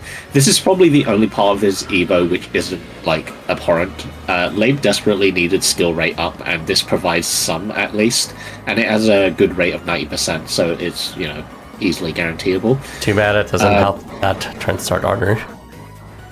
Yeah, it doesn't, because, I mean, not on the first turn, it'll only help it, like, every other turn, which, I mean, I guess once it becomes unsynced, it'll, you know, start helping every time, but realistically what's going to happen is that you're going to fail the Turnstile Ardor, and then on the next turn you won't have the concentration, so you'll be trying for the Ardor at an even worse rate. So, yeah, very, very bad. But the concentration is the only part of this kit that is, like, fine, or the Evo. And now, onto more disappointments. Before hitting, weakness to hit enemies at a 60% rate. This would be fine because of his snipe range, if not for the fact that the base rate is terrible. I don't know why they gave him 60% rate on this. Like, you know, you look at the rest of his kit, you see all the skill rates are already shit, and you think it can't get worse, but they gave him a skill Evo, still with bad rates. I don't get it. I mean, at least it will probably be 70%, but it's still not guaranteeable. And his other one is Stigma to enemies left and right of enemies he hits. But hey, not it's guaranteeable. But not the one he actually hits. This is at 80%. So, weakness and Stigma cannot apply to the same enemy because Stigma doesn't actually apply to the column he's in. This is stupid. It's also bad because he has to hit a unit to spread it left and right. If, say, the enemies are offset, for example, if there are 2 columns if there are two columns and there's like an enemy on the right at the very front, but the enemy in the middle is in the middle, like dead center in the middle, you can't spread stigma to them. So it's very unwieldy in that regard. There's like a huge amount of holes in it. So, what did Leib get in total? To his actual base kit, he got nothing except a pathetic 10% increase to what was already absolutely awful Ray on his remove debuff. You might as well not even have bothered to increasing it. And he got this new function as a column clearing support, which would be okay if not for the fact that not only was that not what he was designed to do originally, if you can call his original kit even designed to do anything, but he's not even that good at it. His weakness is a complete joke at a 60% rate, and he only applies an effective 2 damage modifiers in total, unless Ardor goes off, because Stigma and Weakness are mutually exclusive, so you can only ever take advantage of Concentration and Weakness, or Concentration and Stigma, and Ardor, I guess, if that goes off. But Ardor is still bad. If I were to pick a different column clearing support at random, the first one I thought of was Valentine's Masanori, who can provide up to 4 damage modifiers to all 3 columns without any of this, they have to be on the same row nonsense. And then there's like Christmas Turing, or was it Valentine's or Christmas Turing? It was Christmas, right? It was Christmas, right? Odo Christmas? I'm not sure what you're asking, but okay, probably. Turing variant. Yeah, are you saying if he gives like crit and... No, I'm saying it was Christmas, right? I'm getting confused because of the stupid Valentine's Snow Fight one. He had a Christmas variant, yeah. Yes, okay, yeah. So Valentine's Turing can provide crit, Ardor, and also do these buff spread shenanigans. Christmas string. Is that not what I said? You said Valentine's string. Oh, well, yes, Christmas Turing can provide crit, Ardor, and also do these buff spread shenanigans, which can, from Turing himself, can provide limit, which is not even to speak of if you're spreading like the buffs that a damage one of your column clearers like self-sufficiently provides. So he can do a lot more than the at best 3 buffs that or modifiers that Leib's going to be giving, and they can both do it at much better rates than Leib. So compared to units who are designed from the ground up to be column clearing supports, Leib just presents as an awkward unit for it. Because, like I said, his weakness and stigma can't necessarily spread, or the stigma can't spread all the as much as he likes, and neither can the weakness, depending on if the units are actually in his column or not. And there's a whole thing about enemies not being positioned well for him that he's terrible at dealing with. And the other 2 supports, Turing and Masanori, who I mentioned, they have no restrictions. They just, because they either buff all of their allies, or they just hit the entirety of the enemy columns with their debuffs. So, Leib, the worst 5-star in the game, got one of the most disappointing evos possible. They took a joke of a character to one who is of dubious use at most. If I wanted someone to give me concentration easily, I'd just pick Qinglong or something, and his weakness and stigma don't really warrant talking about because the weakness is a shit ray and stigma has an awkward application, and it's just it's terrible. This has nothing to do with his base kit or lore even, so yeah, it's very bad, and that's why I was saying that this is even more disappointing to me than Hecate, because Hecate's makes sense and it's fine as it is. This increases Leib's power level, but his power level was already so far below the ground that this does not redeem him. There is no situation, if I already have a column clearing support, where I'd rather use Leib instead. I guess unless skill locking were relevant, but you've got bigger problems if you're dealing with skill lock than having a mediocre damage buffer. I mean, his timings are decent at least. Some triple column supports or supporters damage gems kind of, for some reason, often have a problem of base start timing that can't really be positioned that well and all that. But at least concentration and weakness and stigma can be positioned properly in time. Oh, you have to own him though. because, I mean, not that you would want to use Leib on support, because his weakness and stigma are before hitting, he has to be first. Or I mean, there's probably a good amount of people who redeemed them thinking he's good because he was hot, and then realized, wait a second, that's not the case. yeah. But yeah. But yes, this Evo is awful.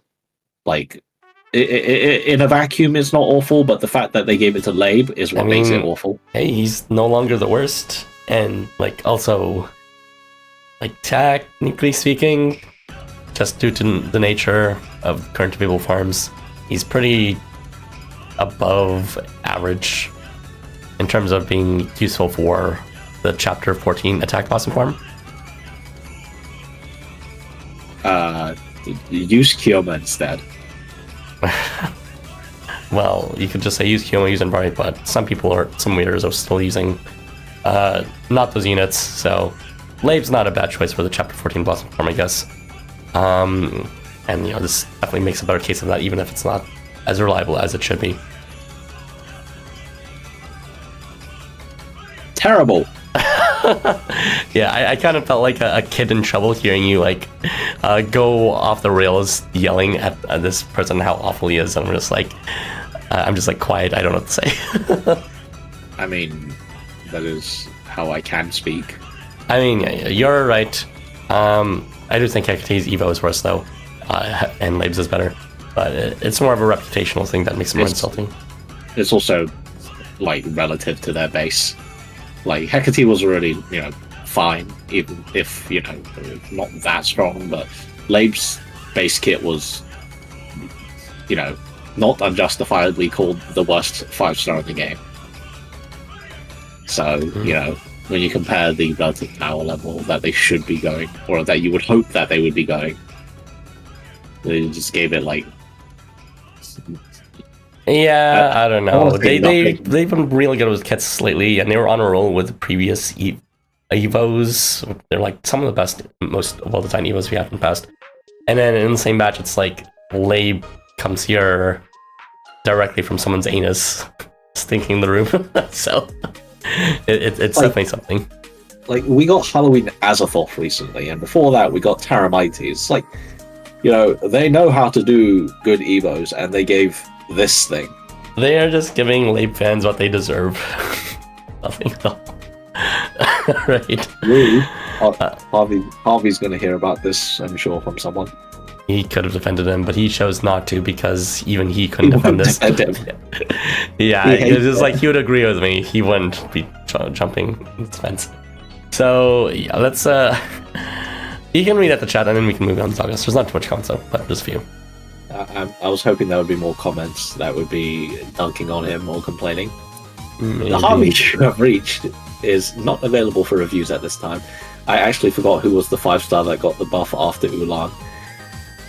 Yeah, still have my Summer Leib, Squishy Polar Bear. Oh, yeah, if you wanted to use a column clearing support, just use Summer Leib instead. He's actually reliable. Yeah, but he's not permanent. Valentine's. True.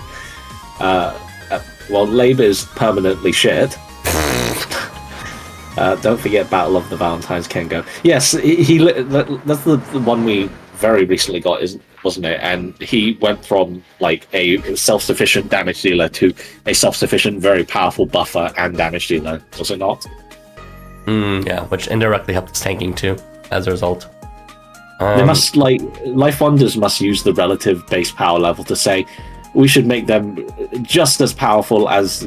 We should make their Evo just as powerful as their base kit was. So when they came to Leib, his base kit was shit, so they gave him a also shit skill Evo. I mean, again, like I said, the Evo itself is not the worst thing. It's who they gave it to that's bad. Oh. My only main way of wrapping my head around this is they are matching the Evo to the crowd. So, I'm sure even I saw it, people were wanting a Leib Evo for a while, but the same group of people wouldn't be able to differentiate a good Evo from a bad one. So when the Leib Evo came out, I saw the people were saying, yes, he finally got one, hooray! Even though the details were already out. Or okay. It goes to show you how much, the average Leib player actually knows about the game. Fools! Yeah. Anyway, chat. All right, you ready? Then we can move on to finally the good shit. We'll now be talking about Ulaanbaatar, which was something that Harvey should have been talking about, but he decided that he had permanent indigestion after reading Leib's kit. So let's talk about Ulaanbaatar's base 5-star. He receives 3 new effects to his kit. 2 of them being non-debuff strengthening effects. So without debuffs for the first 3 turns of battle, he and his entire team will receive only 3/10 of their incoming damage, and for the first 2 turns of battle, the entire team, including himself, will have a boost in skill rate by 30%. And besides that, he also received an additional crit plus effect on move at a not too reliable 60%. But yeah, in total, just talk about his kit as a whole now. He has 11 unique buffs. And the unmodified roles he has is he just has enhanced movement on arrival or just the 1 turn, and he has permanent vertical expansion as well. So what has changed? Well, he is an early full team super skill rate booster. So that 30% boost is like very uniquely timed in terms of being co-released with Ashigara as well as the Nujin mob. Just a bunch of units are giving more than like 20% bonus, which is unusual because 20% is usually the highest we get. And 10% is usually rare enough in itself. So, and the fact that it's board wide means that Ulaanbaatar will be like weirdly relevant in his own unique world for that, but we'll get to that later. His secondary tanking has also improved. He had a bunch of other things before. As I said, he had an enhanced movement to help him move around, whether into battle or out of battle. He can deny attacks if he decide if he let him miss, and if you don't move him, then he can miss even easier with that range to self for 1 turn. And he's like one of the kings in the game in terms of debuff mitigation. Perhaps not at the level of like Pazuzu or Aizen, but he just does a lot of effects in general. Debuff mitigation to self as well as to allies, whether it's attacking or every total turn. He removes debuffs too when he attacks and applies resistance to break, fear, and burn statuses to himself and allies adjacent at every time he moves, and that lasts for quite a bit too. He removes all debuffs on his charge, which we'll get back to. But just let you know it is quick filling charge. And he also nullifies debuffs on his charge as well as to himself and to allies. And he just resists a whole bunch of statuses to possession, doubt, obstruct, and confusion. So just like a lot of debuff in this kit. It's like very easy to say that's his main thing.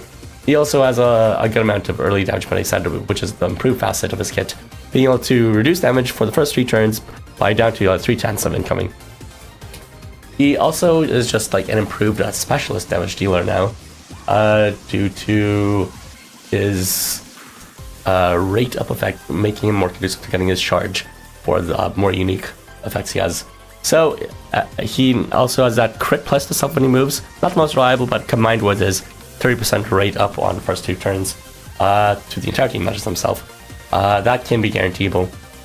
Spirit, a zone move, that's there, I guess. He also has a debuff strengthening to self, 5 times damage, and he has many ways of getting his nullify debuff up, whether it's on every 3rd turn or on his every time he attacks or on charge, just many ways. Yeah, also has a unique amount of utility when it comes to dealing with statuses. Besides mitigating debuffs, he can also just pierce all defense buffs at any point of the battle whenever he attacks, and he can also, as I mentioned, mitigate debuffs in the meantime.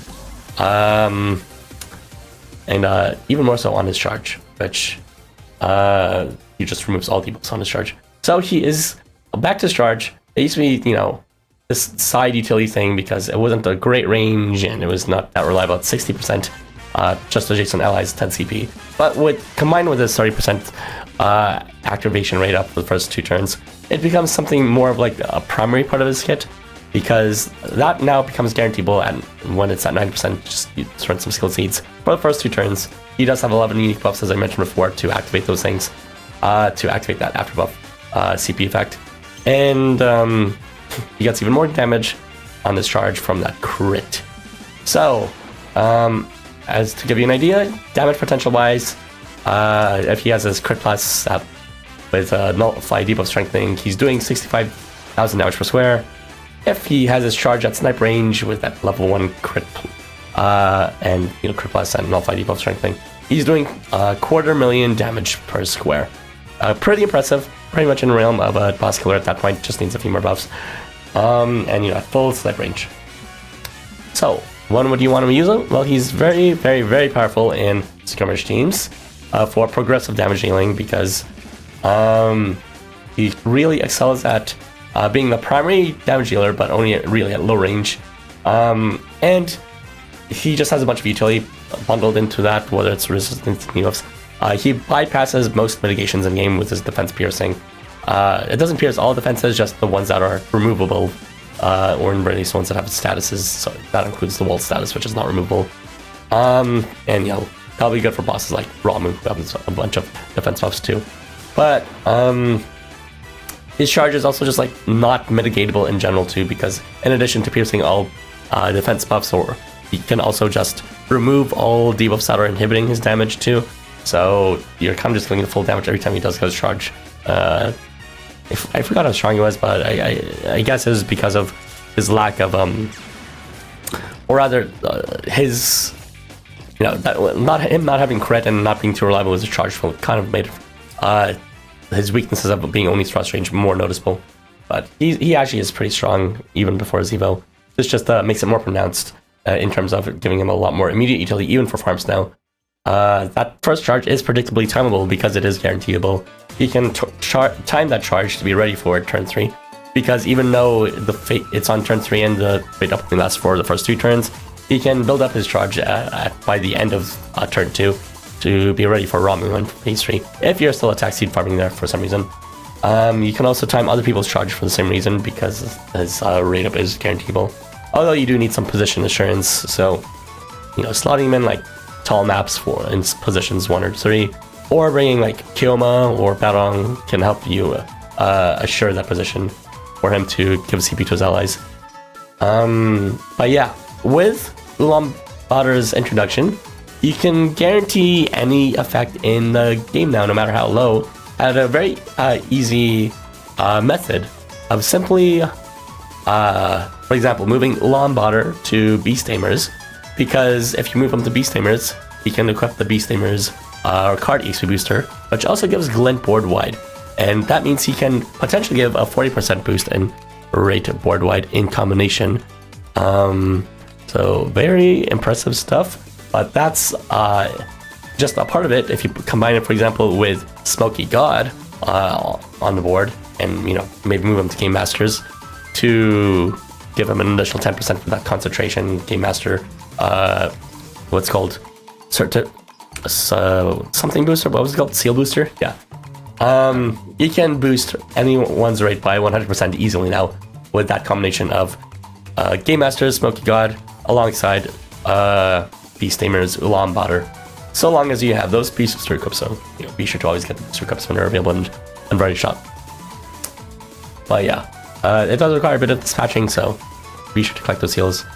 Other than that, he now is actually fairly useful for farms too, just because he has some excellent utility for 2-turn farms, and as you mentioned before, it can technically extend to the 3rd turn for his charge as well. But yeah, just his existence alone makes you bypass the need for skill seeds for the rest of your team by a good margin.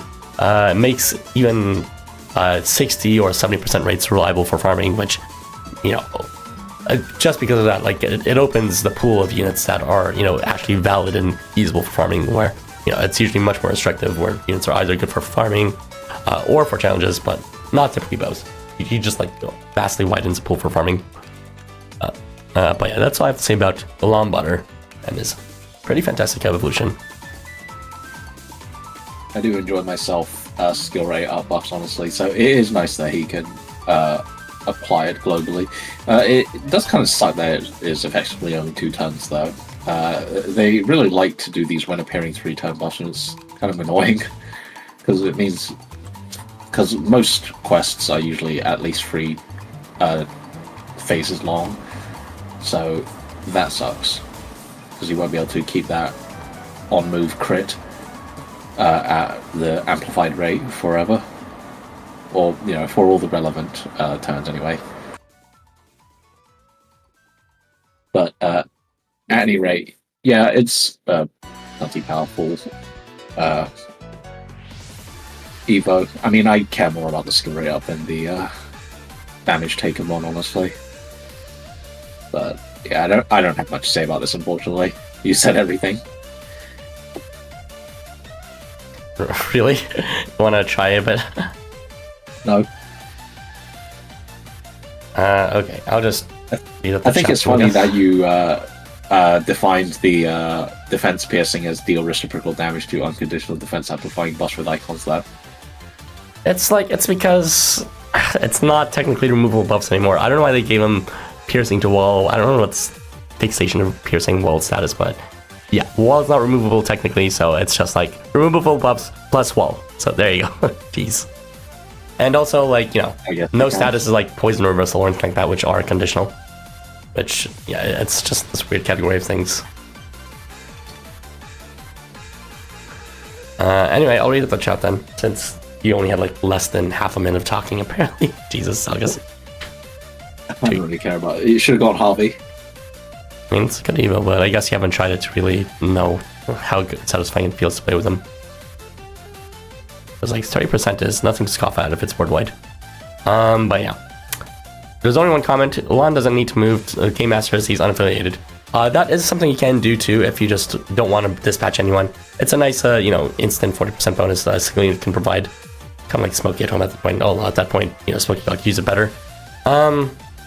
Moving into B state mirrors is better for that going effect. I actually asked Harvey to do that, so if you happen to have Harvey, he can enjoy that effect too, since he's a big fan of Ulam and just hasn't permanently enrolled.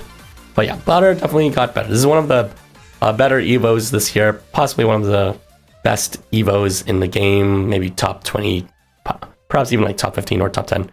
But you know, we can move on to the final topic. You see, as the ending music from Hecate plays. Go ahead, Zalgus. Do I have to? Yes. You must. Right. Shuten. So, we have a real finisher for this skill Evo batch. I like that you put him last. So, Shuten originally was a minor damage buffer with attack up to adjacent allies, and he could deal okay damage to on his own with Brawn and crit to self, albeit unreliably. And then they gave him this monstrosity of an Evo. I don't even know what they were thinking. On phase start, his Brawn now applies not just to himself, but to allies in a really large 2-diamond range. And now, on move, he also applies Ardor in a 2-square cross range, and also crit 2 squares left and to the right. So, now he has a grand total of 4 attack buffs to allies, one of which is crit, and that gives him a massive damage amp modifier of 48.576, which is completely ridiculous, by the way. Like, to do this to multiple units. And this is from a unit who previously was just kind of whatever. Pretty mediocre Gen 1 stuff. He also got some other stuff, like after buff CP to self, which, I mean, he doesn't give himself that many buffs because most of those buffs don't apply to him. And his CS is kind of whatever anyway. I guess you could use it if you want to do burst damage, if you can get a CS and happen to proc his crit. And he also got when hit, or like a fatal poison counter to the enemy, and also 1.5 times damage modifier for dot statuses on the enemies. I don't know why he has that. That's probably like lore related or something. But anyway, yeah, he went from providing a mere attack up to a more like 5 damage buffs, honestly, because crit is like 2. So he now is probably one of the most powerful single target buffers in the game, if not the most powerful. I didn't go through the list or anything, but you know, in the olden days, the go-to would be Lianan, and even still, Lianan, for her single target purposes, still provides a lot. It was like, what, 11 point something, I think. It was like, she provides limit, ardor, and vigor. Yeah, well, Shuten here. Like blah, blah, blah. And Shuten provides over four times that, which is completely ridiculous. The main weakness that Shuten has compared to some of these other movement damage buffers is that he doesn't have any expanded movement, so positioning can be a problem.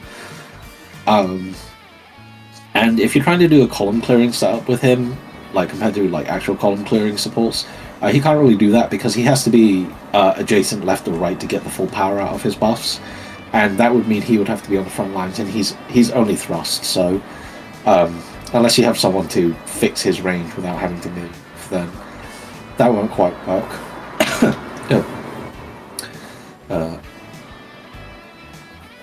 But you don't have to pair him with a column clearer. You could just pair him with someone with all range. The obvious answer is Oscar. There's a decent amount of buff overlap with Oscar, unfortunately, because Oscar has Ardor always, and he has crit on turn 1. But Oscar would definitely appreciate having Brawn, crit, and attack up all the time, and it can be completely ridiculous. If you're trying to like just say clear a like an entire row, if you're just going for the absolute highest amount of damage in one buffing unit, Shuten's definitely the one now. Like outside of a few cases, like say Yuma after turn something or other when his crit plus kicks in, and then he can combine that with his his contract and his attack up. And I forget the exact number for Enthusiast. Hang on, I wrote that. I'm pretty sure Shuten's still higher. Apparently I didn't write it, but Enthusiast provides 3 attack buffs and weakness or something. I think I've written somewhere. Let me check. But yeah, in terms of pure numbers, because Shuten has crit, he provides more. There is also the very slight problem that Shuten's crit is at 80%, so it's not guaranteeable without someone helping him. But that's plenty high enough. You could use affiliations, you could use someone giving him a glint or a concentration or something, or you could just reroll for his 90%. But yes, this is a completely ridiculous Evo in terms of numbers. It's just it's a ridiculous amount of damage buffs that I don't even know what they were thinking. Which the galling thing is that Shuten was in the same batch as Leib, and Leib got that Drek, and Shuten got one of the most powerful Evos. Well, Shuten deserved it. So did Leib. I would say Shuten was better than Leib. I don't know about that. He has attack up on move. That's enough to make it I'm moving more reliable. Shuten for attack up when there's a free AR for that. Well, yeah. But yeah, Shuten's definitely one of the cornerstones for anyone's gameplay now. The only main downside about him is, how many times we're gonna approach like extremely powerful damage jump in this game. He's technically like, the best among his class, but it's also like it's approaching like redundancy levels where it's only just like reaching theoretical astronomically highs in terms of only being useful if, for example, you want to show off with the new dummy quest in the Tower of Babel to reach like insane numbers. It's reaching impractical levels where you don't actually need that much extra damage.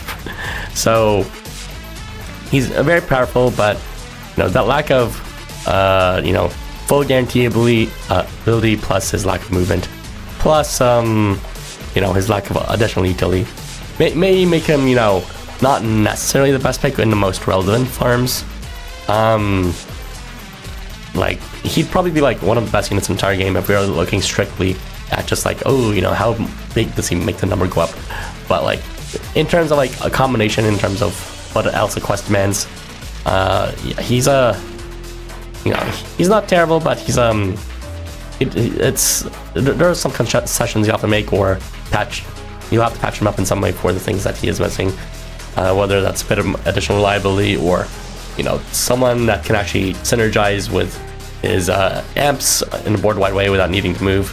I think that's maybe like you said Oscar, although technically overlaps. Yeah, Oscar is unfortunately he's the easiest one to use because it's Oscar. But at that point, you might as well use someone else who doesn't have that much overlap too, because again, Jack Frost. Yeah, Jack Frost is a good example of who could pair well with Shuten. There's also Hawkman, I believe too. I think Braun might overlap, but the others might be fair game. So there's a few examples, but Shuten's ultimately limited by the board wide players themselves and how many of their M's overlaps with his, which is unfortunately not always, doesn't seem to be from the looks of it, the best case scenario where they're just all separate. But in terms of theoretical show-off clears, yeah, Shuten's gonna be a staple for, hey, look at me, I'm one turn clearing the endurance farm, I'm so good at this game. I already saw quite a few, was it 1 billion or 9999 maxed out clears already, although most of them actually don't use Shuten, that I saw. Yeah. But, yeah, also Amdusias is a 29 times multiplier in a massive range, although he has his own advantages in that he doesn't have to move, and it also gives concentration and glint, so there are other considerations still, but if what you're going for is pure numbers and there is the overlap, Shuten is definitely the one. Well, you probably don't have to pull for him hard since he's a release unit. Most veterans of this game have him incidentally just from pulling for, I don't know, Jack Frost or Kiyoma or some shit. I've had him from day one, unfortunately. Or fortunately, I guess. But. Well, it only took you 8.5 years for him to eventually be worth it. I mean, I used him quite a lot, back in the day, just because he had crit on attack on move and attack up on move. Mid restoration, no thanks. I mean, at least his personal damage is okay too. So, not that it's really particularly increased here, but he's getting his charge up decently quick too. 16 CP at 70% rate. That is a bit of a surprise he received that as well. So he's not going to be complete dead weight as a personal damage dealer as well. He's obviously not going to be your primary one, but he's, if you're doing skirmishes for some reason with him, yeah, he can do a bit of extra work too. They probably should have given him a CS Evo. Yeah, but he's eaten enough. I think it's fine. Alright. I think, do I have anything specific to talk about? Let me see about what my notes are on the mark. The most powerful. Oh yeah, move him to Game Masters or something. Actually, you don't even need to move him. He can already equip the unaffiliated booster, which can give him another amp concentration, so that's just funny. And then you can have possibly 100. Yeah, it would be 100 actually. It would be over 100 with that. So that's your easiest 100 times amp in the game accessible. Just slap on the Game Master's AR on Shuten, and there you go. But yeah,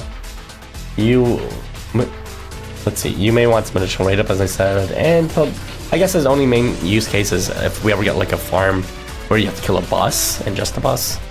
And if you kind of just want to overwhelm their extreme defense rather than actually specifically pierce it, because it is approaching that level where otherwise that damage would be redundant. It would be practically useful, I guess, if you're just trying to overcome a bunch of defense stacks. But yeah, Shuten's strong. Definitely look in your roster because you probably already have him and get that Evo on him. If that's it, you can read the chat, Zalgus. The only king arrives. Oh, Shuten, my fave. Well, you'll be happy. Leib fans, right? Talking about Yuma, when schools are finally added to affiliations, he and Shuten will be great buddies. Yeah, they don't have any overlap actually with their buffs. Well, actually attack up overlaps, but there's attack up. Yeah. I actually paired him up with Choji, his Christmas variant, because they actually do have a lot of amp, both of them, and none of them overlap. Choji has both blessing strengthening as well as crit plus, so that's a pretty strong local target amp to consider for the future. And this was after Just think, you could get over 600 with Yuma with his contract. Yeah, well, and Shuten. Again, it's approaching the point of redundancy. You know, they already added a damage cap, so they'll be designing quests with that in mind, so that you don't actually need to make them beyond that point. All right, let's close off the stream. Because I'm gonna need you to lead most of this because I need to drink some water. I'm like actually coughing a lot off screen right now. All right. So Zalgus, just Zalgus, my dude. What do you think of all these evolutions? The skill evolutions, the charge evolutions, as well as the equips, the art that goes behind them. What do you think of the campaign that we had for both the login bonuses from Golden Week, as well as the half-summer campaign from Chapter 16? The weird delay we have before Chapter 16's banner, and you know, the day quest stories if you actually read them.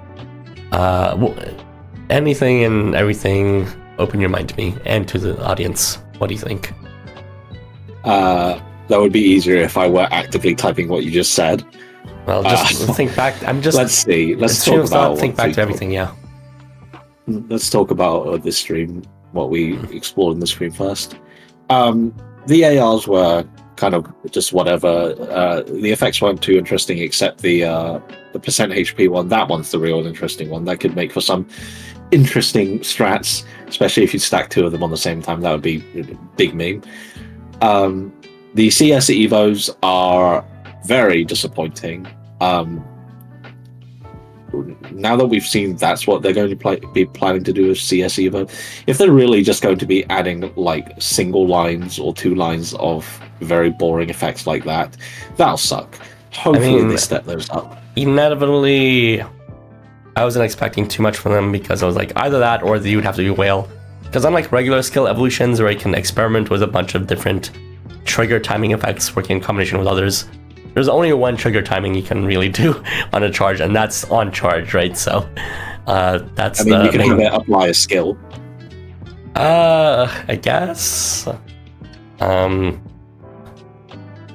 Make everyone like Amaterasu in terms of receiving some unique thing that only happens on charge. Yeah, something like that. That would be a good way to make them all relevant, but you know. Otherwise, if they weren't doing something as peculiar as that, then yeah, normally it would just be on charge, give status, or give inflict status, or something like that. Well, some people were hoping for increased damage mods on the CS, which, I mean, they could totally do that. Well, maybe they could do that. I don't actually know how it's programmed as such, but I think they should give everyone all range crit plus on hit and remove debuff to self on hit. I already made this joke to you. Yeah, you did. It wasn't funny the first time, just so you know. It may be so old that the new generation don't get it. Whatever. So CS Evo's not particularly interesting. Hopefully they step up there, but either way. The skill Evos were they were kind of a mixed bag. Like, obviously we have like Shuten and Ulan, who are like super high power level, and then the other Shuten who's just like decent, Hecate, who is mostly quality of life, and then Leib, which is technically not awful on its own. Well, actually, you know what?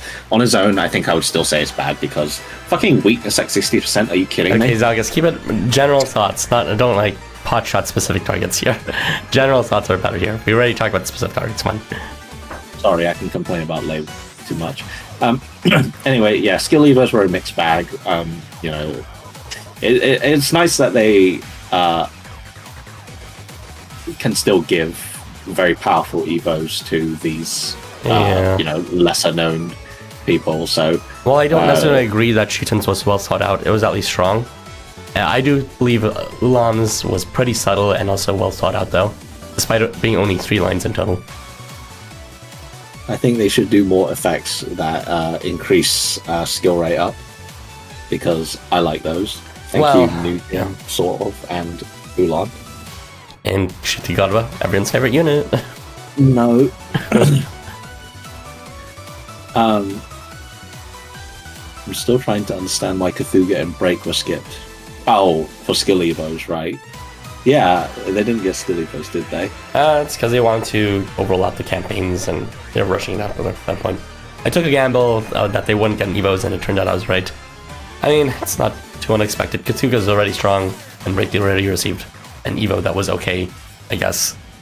They weren't crying for evos anyways, like Leib was. Yeah. What else? The campaign. I mean, I don't really have any comments on that except 100 free stones is nice. What else is there? I haven't written any of the day quests. So Have you done any farming, or do you like? I've mostly just been doing attack seeds. I see. I can't wait to unlock the newest farm quest from chapter 15 since I have yet to do that yet. I'll be streaming it eventually next week, but until then, I'm still doing the attack possum farm at chapter 14. But I'll probably still be doing that even after. Given what I can tell, chapter 15 not having the greatest reputation for their farms. I mean, you have the advantage of being like well above our power level at this point. True. I don't think people were complaining it was hard. I think people were just complaining it was the rewards weren't good. I mean, it's just blossoms and seeds. What? Chapter 15. Oh, that was right. Yeah, I don't know, lol. You didn't unlock them? No, I do have them unlocked. I just don't do them because it's just tokens or guild. So seals and blossoms, but like in a way that people don't actually want. Maybe chapter 16 will have something more interesting for you guys, but I'll probably look forward to the seal farm at least. And there's one other topic of discussion. There is a peculiar choice in the poll right now, as you can see, which seems like everyone's looking forward to the chapter 16 banner. But you can see the last choice we're talking about, sparking cope. Except there's slight reason to believe it might come true. I mean, it's pretty much written in water at this point. Written in water is that the next question? Written in stone? I don't know. But it's we don't know any specific date for it, or how it would look specifically either. What we do know are, I believe we received official confirmation from people who worked on it before and staff. I don't know if that's true or not, because I never heard that personally. But I do know for a fact that the in-game data from the data mines has confirmed that there's something that implies sparking will be introduced into the game very soon, because it's already in the game, I believe. So maybe that will be... yeah, it was like the text for like the various menus. Yeah. So maybe that'll be released in when chapter 16 banners comes out and 2 days from now. Well, I don't know if it's even coming out 2 days from. The chapter 16 story is releasing 2 days from now. Hopefully the banner comes out then too, and maybe we'll receive sparking from then too. But yeah, if it's like 1,000 stones, that's like that's fucking nothing to me. I'm never gonna use that. Jesus Christ. But yeah, unfortunately, the chapter 15 banner currently printing is going to be terminated by the time chapter 16 starts printing. So if you want main quest or Michael, it's your last chance to get it within the next few days before they say sayonara. Sayonara. Are you saving up for chapter 16, or did you pull for chapter 15, or is neither really your interest, Zalgus? I threw a 10 pull at chapter 15, mainly because I like Michael and I don't have him on my accounts. And again, there was like, okay, sure, whatever. He's not that powerful. Well, not for my uses anyway. I spent 4 multis on it. I'm angry. I got fucking nothing. Well, I got Sansa, but like somehow I didn't get even the other 4 stars. Like, what the fuck is this? Are you sure these guys are right up? I got some other unit who... Well, I got Ishmalanke 4, who I didn't have. Wow! Wow! AGF, rise up! Anyway, yeah, sparking, I mean... Sparking is, I think, always nice to have. It would be weird to say otherwise. It's how it's implemented that is a problem. For those who do not play Liver Hero, in order to spark for a 5-star on banner, you must have 200. Well, it's easy to just state you must have 100 pulls in total. Or was it 200? No, you must have 200 pulls. Yeah, you must have 200 pulls in total, which means that you have to save 1,000 stones. Now, I save a lot, and I am only currently above 1,000, so if that's the sparking point they're going for, it's pretty shit. It looks like it's only going to be helpful for people who actually spend money, like people who just save on regular. 1,000 is.